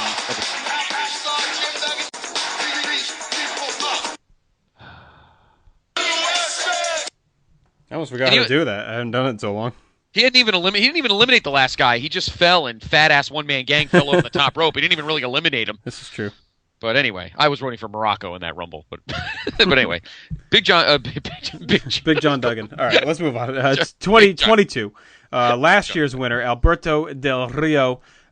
Really not. That whole Rumble was nothing. I mean, it was a lot of fun to watch, but looking back, I was kind of skimming the results, and not a lot of impressive entrants in that Rumble, and Del Rio came in late. Of course, they had the whole thing with him and Santino, which was funny, but doesn't really mark the win as anything special. And of course, he didn't even end up winning the world title at WrestleMania coming off the Rumble, so nothing too special out of Del Rio. And which is funny because remember they did the whole 40 guys, and everybody thought the 40 guy idea was cool, and in the end you're like, I enjoyed the 40 guys. I thought it was different, but right. It just kind of threw off the history of the. It's like when they do like a shortened season, kind of throws off all the stats. It's like looking at that one, it kind of threw off all the stats. Yeah, exactly. So next on the list at number 21. And that is Vince McMahon winning in 1999. Of course, it was nothing more than a storyline plot. So. Right. Because people wanted to get kind of worried. And I remember being really angry for some reason that Stone Cold didn't win that one. But obviously... I know fans look back, too, and kind of crap on it, saying, oh, Vince won the match. But I thought it was fine, like, in retrospect, when you look at the storyline. Like, I understand why they did it. It's just the way they did it, him being number 2, and then he commentates that. The whole Rumble itself just sucked. But him winning, I really don't have an issue with, to be honest. I mean, I was mad at the time it was kind of more like as a mark thinking because I didn't want Stone Cold to lose, but that's what made it work. And then of course, obviously Vince vacated it and it led to the cage match at the Massacre. But in terms of the performance, really Vince eliminated nobody and he spent the whole time hiding in the one guy. Yeah. Well, yeah. And he spent the whole time, hiding in the bathroom. So it really wasn't that impressive. All right. Number 20 is 2010, Edge's big surprise return win. Of course, he had been out injured, wasn't supposed to be in the match, comes out at the very end and ends up winning it. Fun for a great surprise, fun for a great pop, but the win itself, you can't really give too much credence to. Obviously, he didn't really do much, didn't really eliminate much. And did he win? No, Jericho beat him. That's right. Yes, Jericho beat him. Yeah, because Jericho beat him, and then that week, Swagger cashed in Money in the Bank. That's right. Okay, so yeah, he didn't cash in either. So nothing special for Edge besides remembering the great moment there. Yes. At number 19 is the year before, Randy Orton winning in 2009. Of course, it led to that really weird feud with Triple H where he beats up the family, but Triple H had the belt. So it was really very strange. It was one of the few times that a heel, it had been the first time really since, God, when was the last time a heel won the Rumble before that? It's been a while. Shawn in 95, really, I guess. I don't know. But, I mean, it was a while. Well, Vince. Oh, Vince, yeah. But, I mean, like a legitimate one. But, yeah, and the whole feud with Triple H breaking into the house and then leading to that really hideous match at WrestleMania. It's just a weird. Nothing came from it. I mean, and even his appearance in the Rumble itself was nothing special. I mean, he came in early. He was in at like number 8, but he only eliminated a couple guys. I mean, he didn't really do much. Well, pretty much Legacy did all the work. Yeah, I think DiBiase and Cody Rhodes pretty much carried him through the last 40 minutes of the match. So nothing really impressive there for Orton. All right, number 18, we go to the year before that, and that is John Cena's surprise return in Madison Square Garden. Of course, he had been injured in October, and the word was that he was going to be out at least until WrestleMania, if not further, and shocked the world. That was one of the best-kept secrets they've done in a long time at that point. No one expected him to come out, and the pop when he came out was just massive. I remember I was watching that Picasso's, and the place just erupted when he came out and ended up winning the match. So another one that's like Edge, a great memory, but not really a great performance, and then he as well would not even end up winning the title that year. So no, he actually cashed in his shot at No Way Out. Yeah, so that ruined it as well. Yeah, and he lost it to Orton, and of course Orton would keep it at WrestleMania anyway, and then I think Hunter would win it at Backlash. Was a crazy Cena guy there that night? Do you remember? The annoying Patriots fan that's also the annoying Cena fan? Yeah. All right, at number 18, we go to Madison Square Garden again. 17, right? Let's see, 24, 23, 22, 21, 20, 19, 18. Yes, you're right. I'm sorry. 17. It's my fault. We go back to that's all right. We go back to The Rock. Or go back to Madison Square Garden. The Rock winning in 2000. Coming off that awesome match we just bloviated about with Triple H and Cactus, we have this Rumble, which it was fun. It was fun, but I mean the 30 guys were really not that great. There was a lot of fluff in there. No, and you knew it was Rock's to win. And then, they spiced it up a little bit by doing the fuck finish with Big Show and everything. So, they messed it up a little bit on you just to try and give you a little intrigue. But going in, it was clear that it was Rock's to win. Yeah, exactly. All right, so number 16. Next up, 2003 in Boston, Brock Lesnar's win. Another guy that came in late, didn't do a lot of damage, but did take advantage of the win, went on to WrestleMania to win the world title. Looked impressive. He won the qualifying match earlier in the night. Had the deck stacked against him, and of course he eliminates Undertaker. That kind of hurt it in my ass too. Because wasn't Taker? Who was he fighting with on the apron? And then Brock comes up from behind. Not Maven. Maven. Was it A-Train? A-Train or Big Show? I forget. Someone was fucking with him on the outside. Oh, Batista. Yeah. Batista was. Oh, it was Batista. Okay. Yeah, he was messing with him from the outside, and Brock came up from behind and dumped him. But that was the Haas Final Four. It was Batista, Taker, Kane, and Brock. So a lot of meat in the end there, and of course Brock would win and move on. So yes. Number 15 on the list, we go to New Orleans for Steve Austin's third King of the Ring victory in 2001. Royal Rumble, you mean? Royal Rumble. I'm sorry, Royal Rumble win in 2001. Of course, he eliminated the Red Hot Kane, who may have had one of the greatest performances of all time. We'll get to that a little bit later. Eliminates him at the end. It was good. It wasn't obviously his best performance. He would, though, parlay it into winning the world title at WrestleMania. Of course, the infamous heel turn that my PIC absolutely hates. And then the next month, he would have that another awesome I don't hate match. the heel turn. I hate the way they did it. Oh, okay. And of course, the following month at No Way Out, he would have one of probably my second favorite match of all time, which is the 3 Stages of Hell with Triple H. So it gets a good spot on the list because he parlayed it into a pretty red hot next couple of months. Yep. But you kind of get a knock because he eliminated Kane, and you almost feel like Kane deserved a better fate. Yeah, I know. He busted his ass. Yeah, he did a lot in that Rumble. And Austin didn't really do too much in that Rumble. Another guy comes in late and kind of eliminates a few guys. But, I mean, he was so over at that point. The pop was big, and he did. It was a great finish to the Rumble. So he's a little bit higher than some of the other ones. So yeah. Okay, checking in next, we go to 2002. for Triple H's big return, another guy that you just knew. There was a lot of star power in this Rumble 2002, yes. but it was fairly obvious that Triple H was going to win. He comes a little bit later, but the Final Four was great that year. It was Triple H, Austin, Mr. Perfect, and Kurt Angle. Yes. Great finish, Final Four, and Hunter does get a big pop for the win. So I always enjoyed that Rumble, and he of course would use the win to win the world title at WrestleMania. Yes. All right. I have not much more to say. Again, one of my favorites. I would say my absolute favorite, even though he is my guy, but there's a lot of others I like too. At number 13 is one we just watched, and really the last 10 minutes of this match are awesome. And we go to San Antonio for the Undertaker's win in 2007. Of course, the highlight of that one is him and Shawn Michaels going heads up for about like the last 11 minutes of the match. Yeah. Yep. A lot of people were crazy about him. First guy to come in at number 30 to win. Yes. A lot of people I remember were kind of half and half on that, though, because they thought Taker won the Rumble. It means that match is an automatic win then. So it's kind of weird. It's kind of unfortunate when Taker's in title matches, it's a buzzkill because he's not going to lose. So well, at that point though, it wasn't.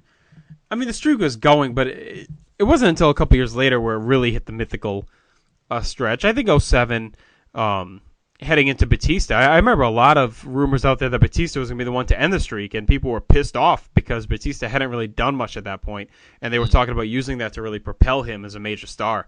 So I don't think it was a given that Taker was going to win at that show. Well, and there were other rumors I read, too, that I remember some rumblings where the original WrestleMania match was going to be the rematch between Cena and Triple H, but obviously Triple H popped his quad again at New Year's Revolution, so they were going to do Cena and Taker was a possibility. Yep. And if Cena ended the streak, then forget about it. It would have been friggin' the apocalypse. I think the world would have caved into itself if that happened. And plus, when Taker Batista went on in the middle of the show, I think that threw up some flags too. People thinking Batista was going to end the streak. So, I guess I got to disagree with you a little bit there. I don't think it was that obvious. I think more people were pissed that Shawn didn't win in San Antonio. A lot of people felt he deserved the win at that point more than Taker, but still a great win for Taker. Yeah, and what's funny is he ended up getting a title match at WrestleMania anyway. So it might as well just that's the other thing. But so number 13, Taker in 2007. Number 12 is a guy we actually initially had a lot higher, but then the more we studied the Rumble, the more he dropped, and that's Rey Mysterio in 2006. Of course, he has a longevity record, went at number 2. And lasted the whole time. But if you really look at it, he doesn't eliminate that many guys, and a lot of the match was spent hanging around on the floor, on the mat, and not doing much. That whole Rumble was filled with that. Not the best Rumble. I think that was the one where Patterson was away or sick or something, and he wasn't able to really help them book it. You can clearly tell that, too. Yeah, it was a mess. And Ray, he holds the record, which was good for them at the time because they got it off Benoit, obviously. So, it ended up being a good move, but the match itself is blah, and Ray would end up, yes, he won the title, but it was a convoluted road to get there. So, I think I can't really put him above any of the other ones we have. No, I agree.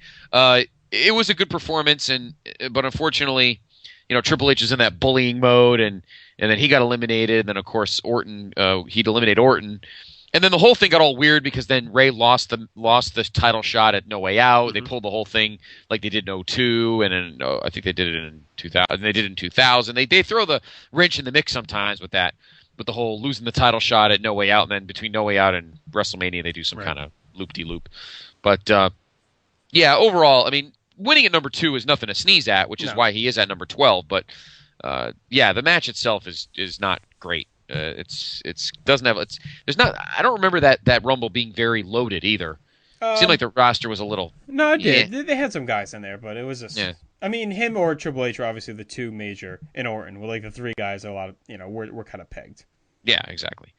At number 11 is the one that my PIC saw firsthand, and that was the tie in Providence with Bret the Hitman Hart and the total package Lex Luger. Obviously, going into 1994, they didn't know what the hell to do. Nope. And I'll give you the floor on this one because you obviously felt it firsthand because you're the one that pretty much decided who was gonna, you and the rest of the 18,000 plus at the future dunk would decide who it mattered more to, or who was going to get the edge in the end. And of course, you gave that edge to Bret. But when that originally happened, you guys all shit all over it. Well, we were annoyed because it never happened to that point, and we felt kind of blah at the end. It's like, all right, we didn't even get a winner. But when you look back, I can see what they're trying to do, and those were the two top dogs at the time. So they had a pretty good brawl leading into that final minute when they fell over, and it was near perfect the way they fell over. And Brett obviously would parlay it to winning the world title. It was a setup for WrestleMania 10, which was phenomenal, which is why I kind of ranked this a little bit higher too. And I thought the Rumble itself was very good. You had Brett coming in off the knee injury, which also helped sell it, and Luger looked pretty good. He eliminated a bunch of guys. So I think they deserve to be right outside the top 10, even though it was the tie. I still think it was a good Rumble and the two of them were pretty good. Either of those guys could have been legitimate winners, I guess is my point. Yeah, exactly. But I think they weren't sure where to go, and in the end, the fans, my PIC included, went with Brett. Okay. So.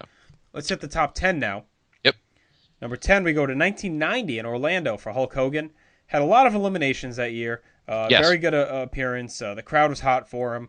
Of course, that is the infamous Mr. Perfect was maybe supposed to win the Rumble, but Hogan ended up usurping it. But you also got to factor in the Hogan-Warrior showdown in the middle of the match that led to WrestleMania 6. So a lot going on there. Hogan was really the early version of the dominant guy in the Rumbles. So this was his first win of the two. And, I mean, it was an impressive performance for him.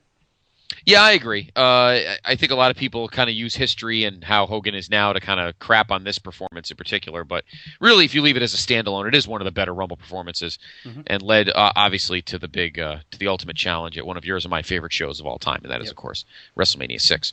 At number 9, we go to Fresno 2005 for Batista's win. He eliminated a good amount of guys, and of course there was all the controversy at the end. Him and Cena fell at the same time, and then Vince popped both his quads, and the whole thing was such a fucking disaster. It was a great Rumble, though. Yeah, no, it was a very good, very entertaining, a lot of action. Remember the infamous Muhammad Hassan gets thrown out by everybody, and it was the fun. Raw SmackDown playing off the West Side Story thing where they had the showdown in the middle of the ring. Yes, the two sides, and there was a lot going on in that Rumble, and of course it came down to Batista, Cena, the two guys being set up to be the future going into Mania, and of course Batista was just so over at this point. Yeah, he was.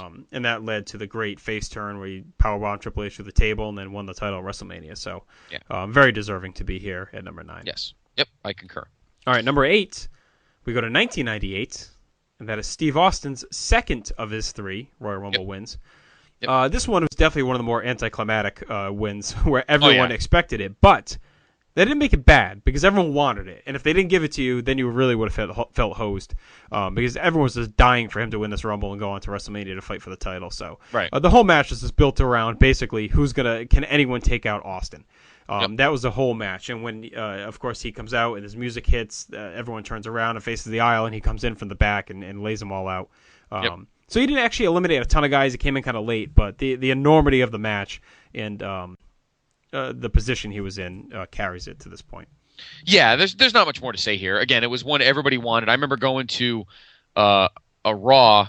I believe it was the Go Home Raw. It was out of the week before that in New Haven, and that was the infamous where he first started paging in the pre cell phone years, paging 316 on everyone's pager. So my brother and I used to page each other all the time 316, and that was one of my favorite Raws of all time. It was like It was like a stunner buffet.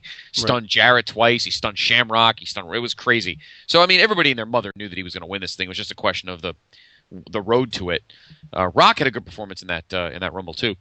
But it would be Stone Cold eliminating him and winning, and of course went on to Boston to beat Shawn Michaels for the title. At number 7, we go to the second of Shawn Michaels' 2 Royal Rumble wins, and this was Fresno in 1996. Came in late and ended up eliminating his boy Diesel with a super kick. This Rumble was remembered for... Triple H came in at number 1 because he lost to Duke the Dump, right? Didn't he lose to Duke the Dumpster? Yes, on the pre-show. Yep, on the pre-show. So he was in at 1, and I think didn't Duke come in at 30? Yes, that was the stipulation. Yeah, so. And of course, also Vader's debut. Yeah, and he was a monster, and he threw out like a crap load of guys, and then he got eliminated, and he went back in and he beat the shit out of more guys. And... Yeah, and he tossed Shawn out, but they didn't. That was one of the years where it didn't matter. It didn't count when the guy who was eliminated someone. So I think that might be the most annoying. Yeah, changes year to year. That and eliminating yourself. Yeah, I know. Like the one year, Savage eliminated himself attacking Jake or attacking somebody, or it was so weird. Yeah, crazy steps. But yeah, Shawn. That's another one like Austin in '98 where it was pretty obvious he was going to win. Yeah, coming off the injury angle and all that stuff. So, all right, we are now into, the top six? Yes. Yep. At number 6, we go to 1993 for Yokozuna's win. Came in late, but eliminated a bunch of guys. Fended off the spot where everyone tries to gang up on him, which they always do with the big guys. Eliminated Savage, ended Backlund's miraculous run, and, of course, would move on to Mania to win the title. So this really set him off on his dominant path throughout 93. So a very good win and a very memorable win. The only knock on this one is, and it's not his fault, is Savage's stupidity of trying to pin him. Which was, it was a little and goofy. then Yoko kicks him out, which pretty much kicks him out over the top rope. It was a dumb ending, but that's not Yoko's fault. But yeah, you're exactly right. I mean, this is where you really, and that's why hopefully this year he does get inducted into the Hall of Fame, and this is the beginning of that Hall of Fame career. Huge win. He was a monster heel, great personality, great presence, and he gets the big win here in Sacramento to move on to WrestleMania 9. And of course, he did beat Bret Hart and then lost, and the rest of that disaster. But here, big win on the big stage, and Yoko parlays it into a championship. All right, we are in the top 5, and at number 5, we have an impressive win in a less than impressive setting, and that was Shawn Michaels' first Royal Rumble win at the Sun Dome in Tampa in 1995. The reason it's less than impressive is for 2 reasons. Number 1, it was only 30-something minutes, and number 2, the other 29 guys were the biggest bunch of stiffs that you ever saw in your life, most of them anyway. But still, though, Shawn with the great ending where it took a lot of athletic presence to make sure that both feet did not hit the floor because a camera was there. So if he did it, it would have caused a major problem. And then eliminated Bulldog. Did you really feel? Now we mentioned that Shawn was almost a gimme in '96, but you remember this better than I do. Did you feel Shawn was a gimme in '95? Not completely, but probably. It was. I mean, I think Bulldog was a legitimate possibility. I don't remember being that shocked when he won. A little surprised, but not that shocked. And Luger was always a possibility too. But those were really the only 3 guys, especially once Owen and Backlund went out that quickly. Yes, exactly. But and Michaels eliminated 7.5 guys at that show. Yes, didn't he take out Mabel or took out some big dude, right? Yep. Combo guy.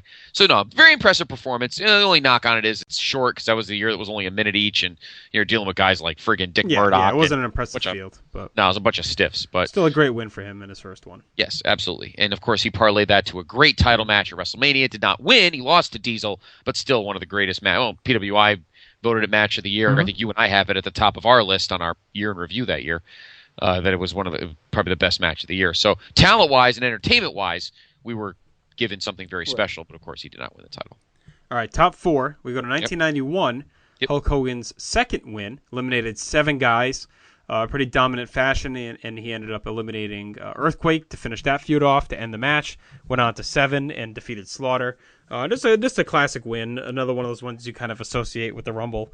Hogan, you say what you want about him, but his 2 Rumbles were pretty impressive, and this is one like Steve, as we'll say, in 1998, where everyone kind of wanted him to win at this point. 90, you kind of wanted someone else to maybe win it, but here you wanted him to win to take out Slaughter. So Hogan in 91 checks in at number 4.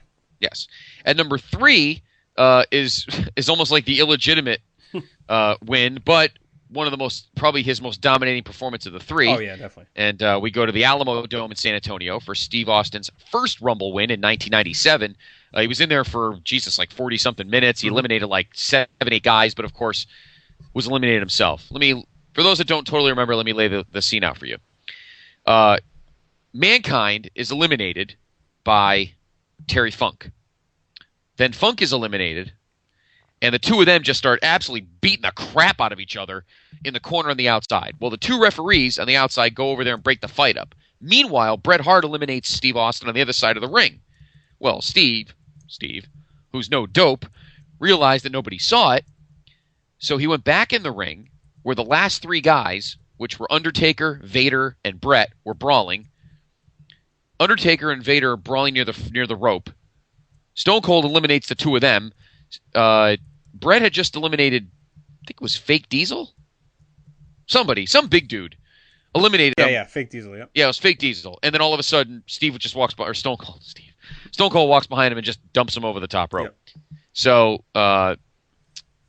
this would be the only time in history that no title match came from a Rumble win. Now, John Cena, we mentioned in 08, used it at No Way Out instead, but this is the first time that no title match came from the Rumble since 1993. Of course, they'd have the Fatal 4-Way match because they kind of vacated his title. They gave it to him, and it's in the record that was books. technically for the title. Yeah, and Final Four. the last four guys wrestled again. Of course, that was that great match where Vader's eye almost falls out of his face. Brett wins the match, and then, of course, loses to Sid the next night. So, but even though it dominating performance. He tossed a ton of guys. It was his Rumble. Yep. You remember the thing with him checking his watch as guys are coming out and just running through guys in the beginning. Yep. And then his face when Brett comes out was tremendous, and just good stuff. Good stuff. So, all right, top two. Another one where you could go either way, but in our eyes, there's only one way to go. So, number 2, we go to 2004 for Chris Benoit, going the distance. Great story. No one ever thought he'd win the big one in the WWE, but he finally did. Paul Heyman has stacked the deck against him. He enters number 1. Doesn't have a ton of eliminations, but enough. I mean, he's right. He had 6 actually, so yeah, he did have a good deal of eliminations. And of course, something I just read recently that I never really picked up on at the time. Mm-hmm. They really set the stage for him to eliminate Big Show at the end because he eliminates all the monsters throughout the match, like all the bigger guys. And it showed that he could do it. And then at the end, he eliminates Big Show to win it. And I remember not even until the last, when Big Show hit the floor, did I actually believe Benoit was going to win. Even I thought they were going to do something screwy and have Big Show win, honestly, because he was being pushed pretty strongly at the end of 03. But they do that cool elimination where he's like dragging him over the top rope and finally throws him out. Just a kind of a storybook finish for Benoit heading into WrestleMania. Just a guy they never thought was going to finally break through, and he has this epic Rumble performance. Yes, it's actually very special moment because that was the first pay-per-view that you and I watched together. Yes. We all watched together. We had we did our little numbers game, which you'll be doing this weekend. Yeah, I mean, it's a tremendous performance. Heyman, who was the GM of SmackDown, was giving him a lot of guff. You'll never win the big one. A lot of guff. You never win. You never will. And that was that. But he went into that at number 1, lasted, I believe, 61 and a half minutes, and then won the match. And, of course, a word I'm using a lot tonight, parlayed the win into, of course, winning the triple threat at the Garden at WrestleMania 20 to become World Heavyweight Champion. And another show you and I were at.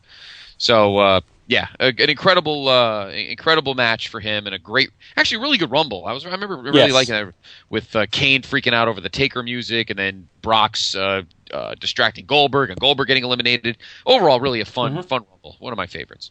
But I think it's indisputable who the number 1 greatest Rumble winner of all time, and then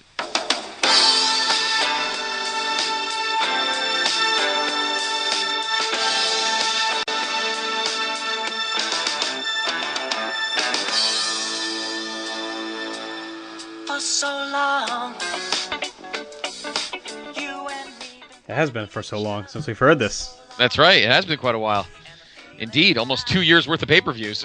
Over 2 years worth of pay-per-views. Yep. Of course, for those that are long time, first time, PTB Nation listeners, you of course know when you hear that music, I'm only speaking of one person.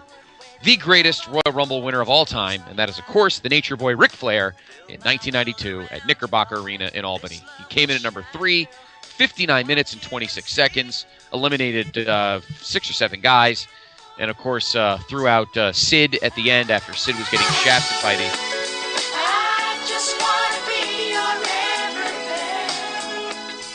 Kind of reminds me, I get a little teary-eyed when I hear that because that reminds us of the first real great performance of Jason Greenhouse putting together a very nice, very nice mural on our I will PT. say this: Jason Greenhouse has something great in the works. He does. Yes. Oh, very looking forward to that. Mm-hmm. He's the never whole nation disappointed. The whole nation should. It's gonna be a lot of fun. It's not just a picture. It's something cool that we're gonna be doing. It's a lot of fun. Okay. Oh, super, excellent. Again, Flair, and of course he won and of course he didn't just win the title shot; he won the title that night, of course. Yeah, you'll never top it. I mean, coming in at number 3, Heenan on commentary. Flair was very active throughout the whole Rumble. A lot of great individual stories, the stuff with Piper. The awesome promo at the end. Yep, and then the finish where he almost wins by accident and no one can believe it, and all of a sudden it's like, whoa, he did it. This guy did it. And then it made sense because he always said he was the man. To beat the man, you got to be the man, and the 60-minute man, and he did it. He went out there and went 60 minutes and won the Rumble. And Yeah, the first really defining Rumble performance in the history of the event. So, very deserving number one. And Mean Gene saying, "Put that cigarette out." yes. During the post-game promo. So there you have it. We rank the 24 Royal Rumble winners. Thread on the Facebook page tonight. I believe Mr. Greenhouse started it. I don't want to screw it up. Yes, it was Mr. Greenhouse. Said he was going to watch Rumble 92 tonight, and then it started a little thread of quotes from the show. So check that out. Oh, very nice. It's a superb performance, it's a great performance for Ric Flair, and the first legitimate Rumble win. Obviously, the first ones were just for show. This one was the big one. So, congrats to Ric Flair, number one on the PTB list, greatest Rumble winners of all time. Okay, I'm going to break down this last list, see if I can get everything right. Okay. What we did for this final list was build the ultimate all-time Royal Rumble. What we did was we went through every Rumble and every number and picked a participant that entered at that number at some point in Rumble history. And the key was you could only use what each guy wants. And we based it on longevity and eliminations mainly. So we went 1 through 30. We picked the best number 1, the best number 2, the best number 3, the best number 4 of all time. Put them in. It's a pretty eclectic field. Yep. A couple of funny ones in there. So what we're asking you to do, PTB Nation, is a thank you for us delivering this third show for you this week, late on a Friday night, as we're about to both pass out. We want you to book this Rumble for us. Who would win? Who would get the Jesus push? Who would get the Speedy Gonzalez push, thrown out the quickest? Who would eliminate the most guys? Who would be next to last?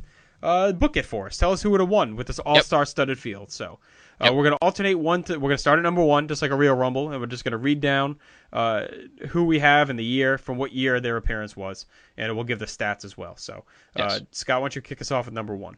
All right. Obviously, coming in at number 1 will be Chris Benoit from 2004. He was in for 61 minutes and 30 seconds with 6 eliminations. And, of course, won the whole thing. Yes. Entering at number 2 to the Royal Rumble is Rey Mysterio from 2006. Went 62 minutes and 12 seconds, eliminated 6 guys. Most of that time was laying around on the floor, but he did win the Rumble, and he enters. He was definitely easily the best number 2 in our Rumble history. Yes. So the two of them will brawl. Then coming in at number 3. No shock.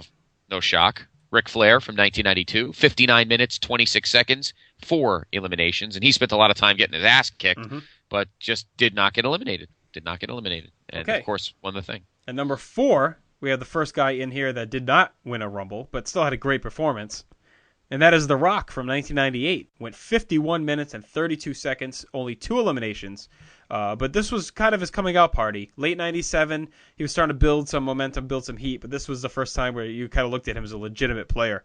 He wrestled earlier in the show, and then he comes in at number 4, and he's the last guy thrown out. So, and his kind of a little hinting of his ongoing, never-ending feud with Steve Austin that was to come. Yes. And speaking of the aforementioned Stone Cold, he is our number 5 participant. From his win in 1997, he was in for 45 minutes and 7 seconds and 10 eliminations. I didn't even remember when we put this together. I didn't even remember it was that many. I knew it was a lot, but I didn't think it was that many. A beast showing in that Rumble, and that was a pretty good field. I mean, there was a lot of junk in there, but some pretty good guys. Yes. All right, and number 6, we have possibly the most dominant performance by a guy who's never won the Rumble or wasn't a winner, and that is Kane from 2001. 53, 46, 11 eliminations. And you and I were actually talking about this, how they kind of wasted that. Because after that show, he really didn't do much for a while. But he looked like a monster, legitimately, in that Rumble. This ran through everyone.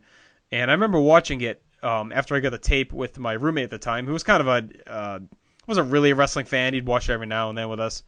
And he got really into this Rumble, and I remember him going along, and I was asking him who he thought was going to win, and he had Kane the whole way. That's how dominating that performance was.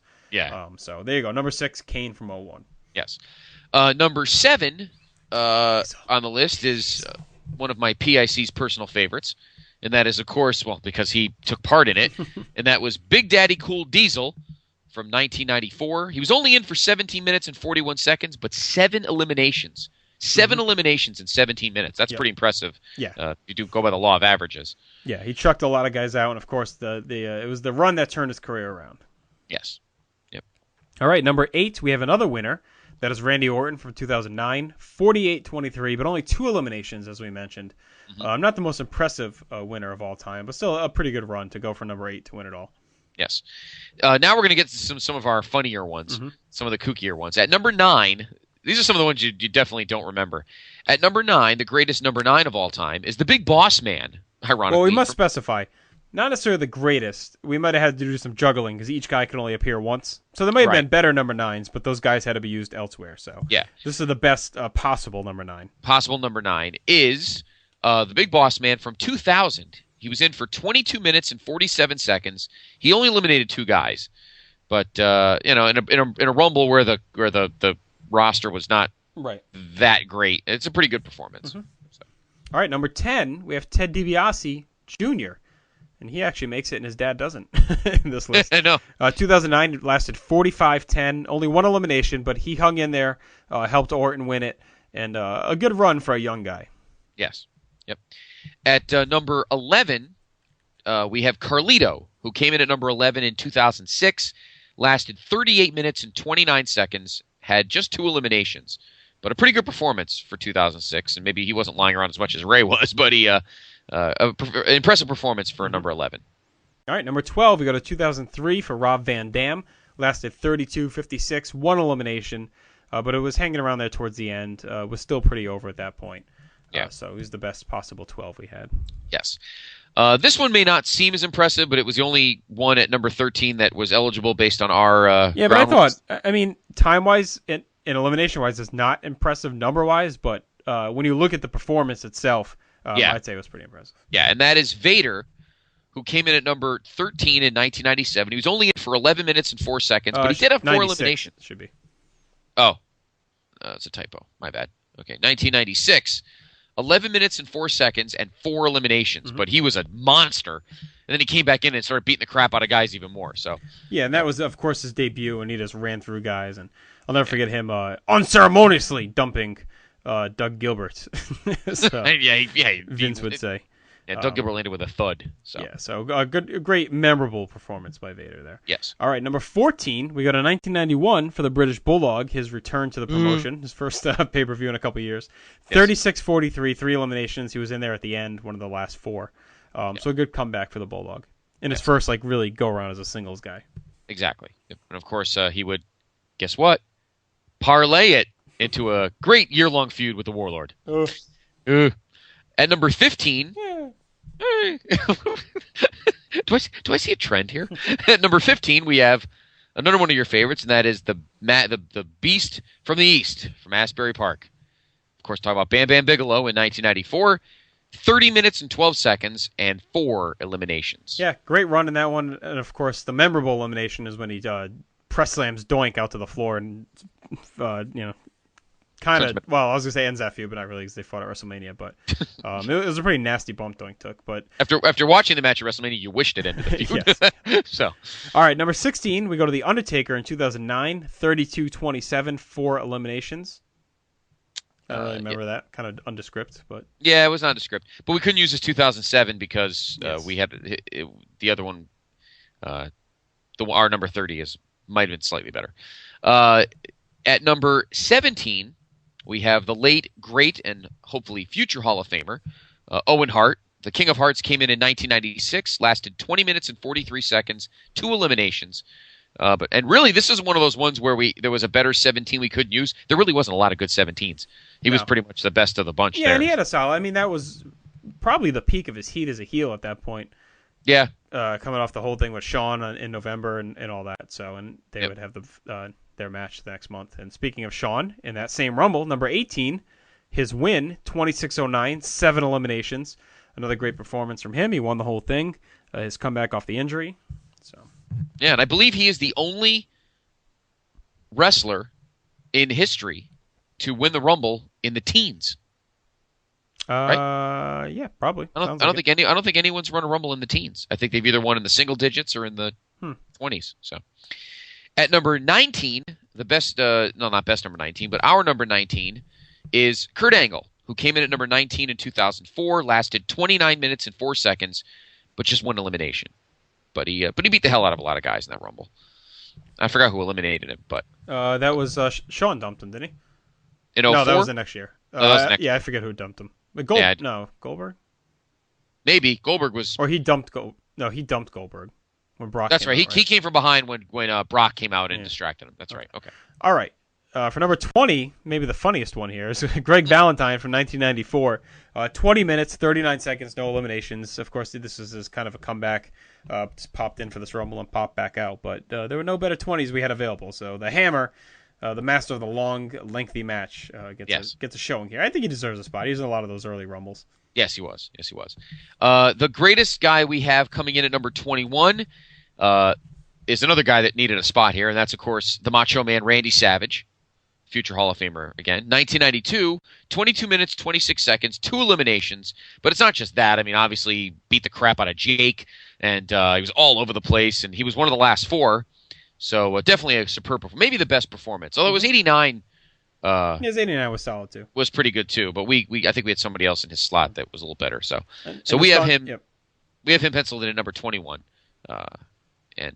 Yeah, it was a good performance. Solid. And just going back to Kurt, he was eliminated by the Big Show in 04. Okay. All right, number 22, we go 2002 for Triple H, the eventual winner, 23-14, 5 eliminations. I think we've talked enough about that. Talked enough about that one, yep.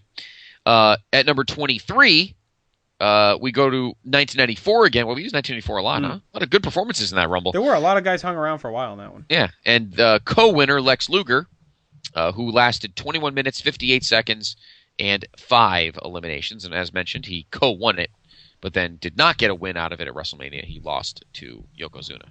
All right, number 24, it's Hulk Hogan, as the kid yells as he's entering in 1991. 1955, 7 eliminations, his most dominating performance, his best performance. So he enters there. We fucked up. Oh, I forgot to change this. Shoot. Do you know who the original guy was? You know what? Who was the new... we had to put in a different number, 30. Oh, it was? I thought... So 25 didn't change? 25 didn't change. Because I think 25's was more impressive. Well, you know what? We're going to put these 2 in.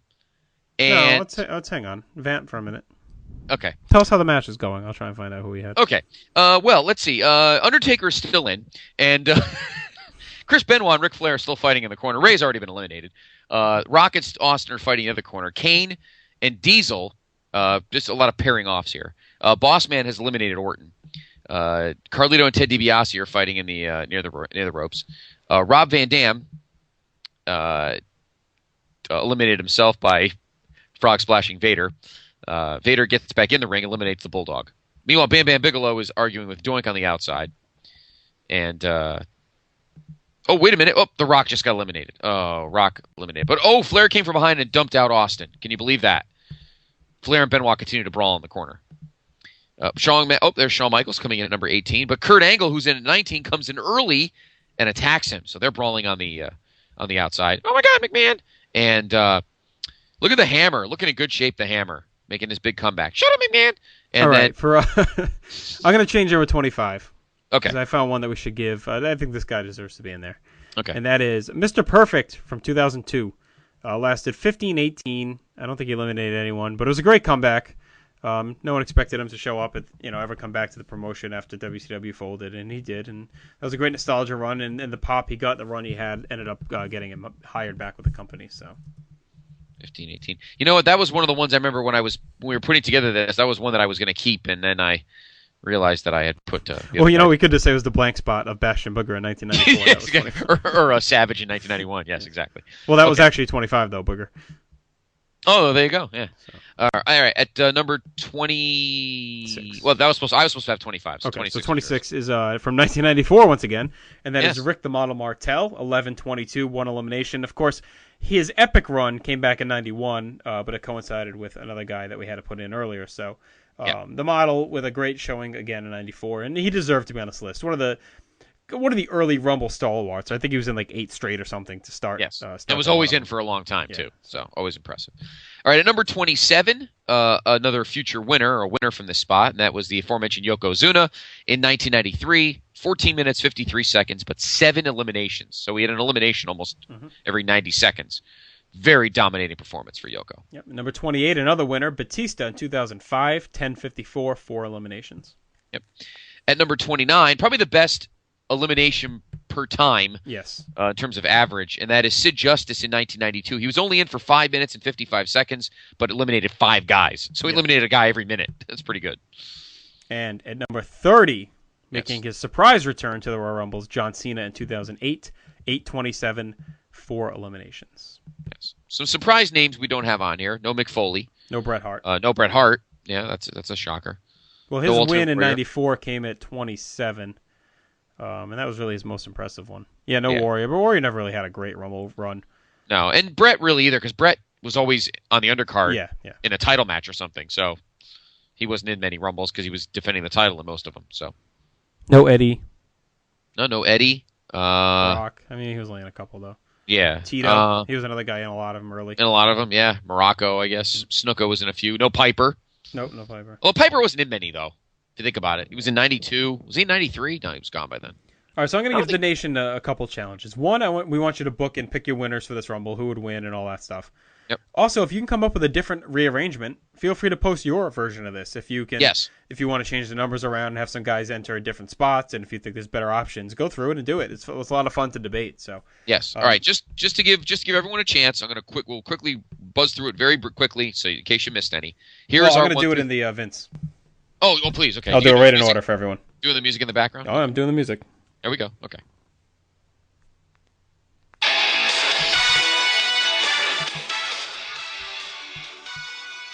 It's time to rumble. It's time for the Royal Rumble.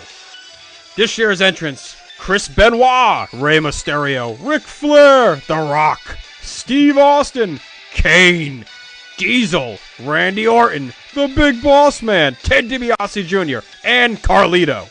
Rob Van Dam, Vader, the British Bulldog, Davey Boy Smith, Bam Bam Bigelow, The Undertaker, Owen Hart, Shawn Michaels, and Kurt Angle, Greg Valentine, Randy Savage, and Triple H. The Narcissist, Lex Luger, Hulk Hogan, John Cena, Rick Martel, Yokozuna, Batista, Sid Justice, Haku, Mr. Perfect, and Adam Bomb. It's the Royal Rumble.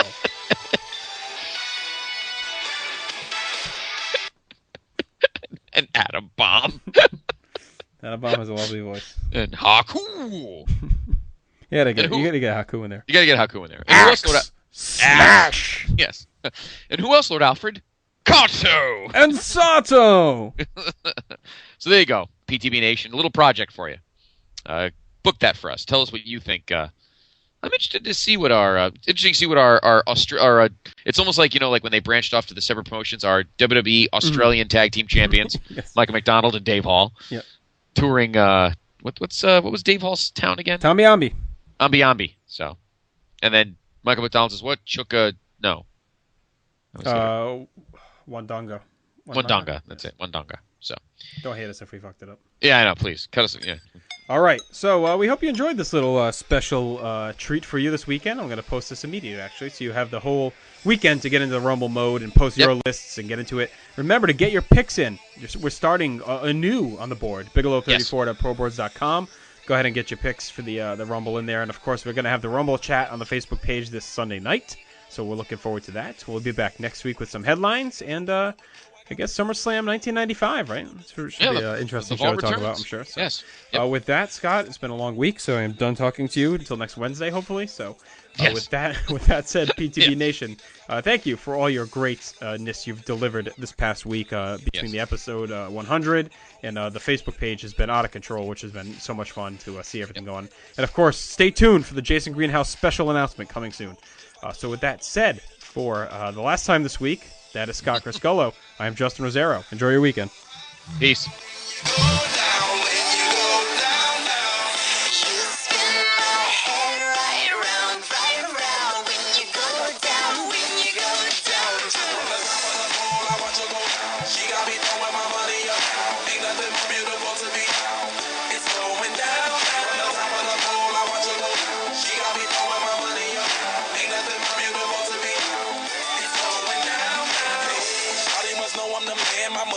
Like a number one fan. Don't open my mouth, let her talk to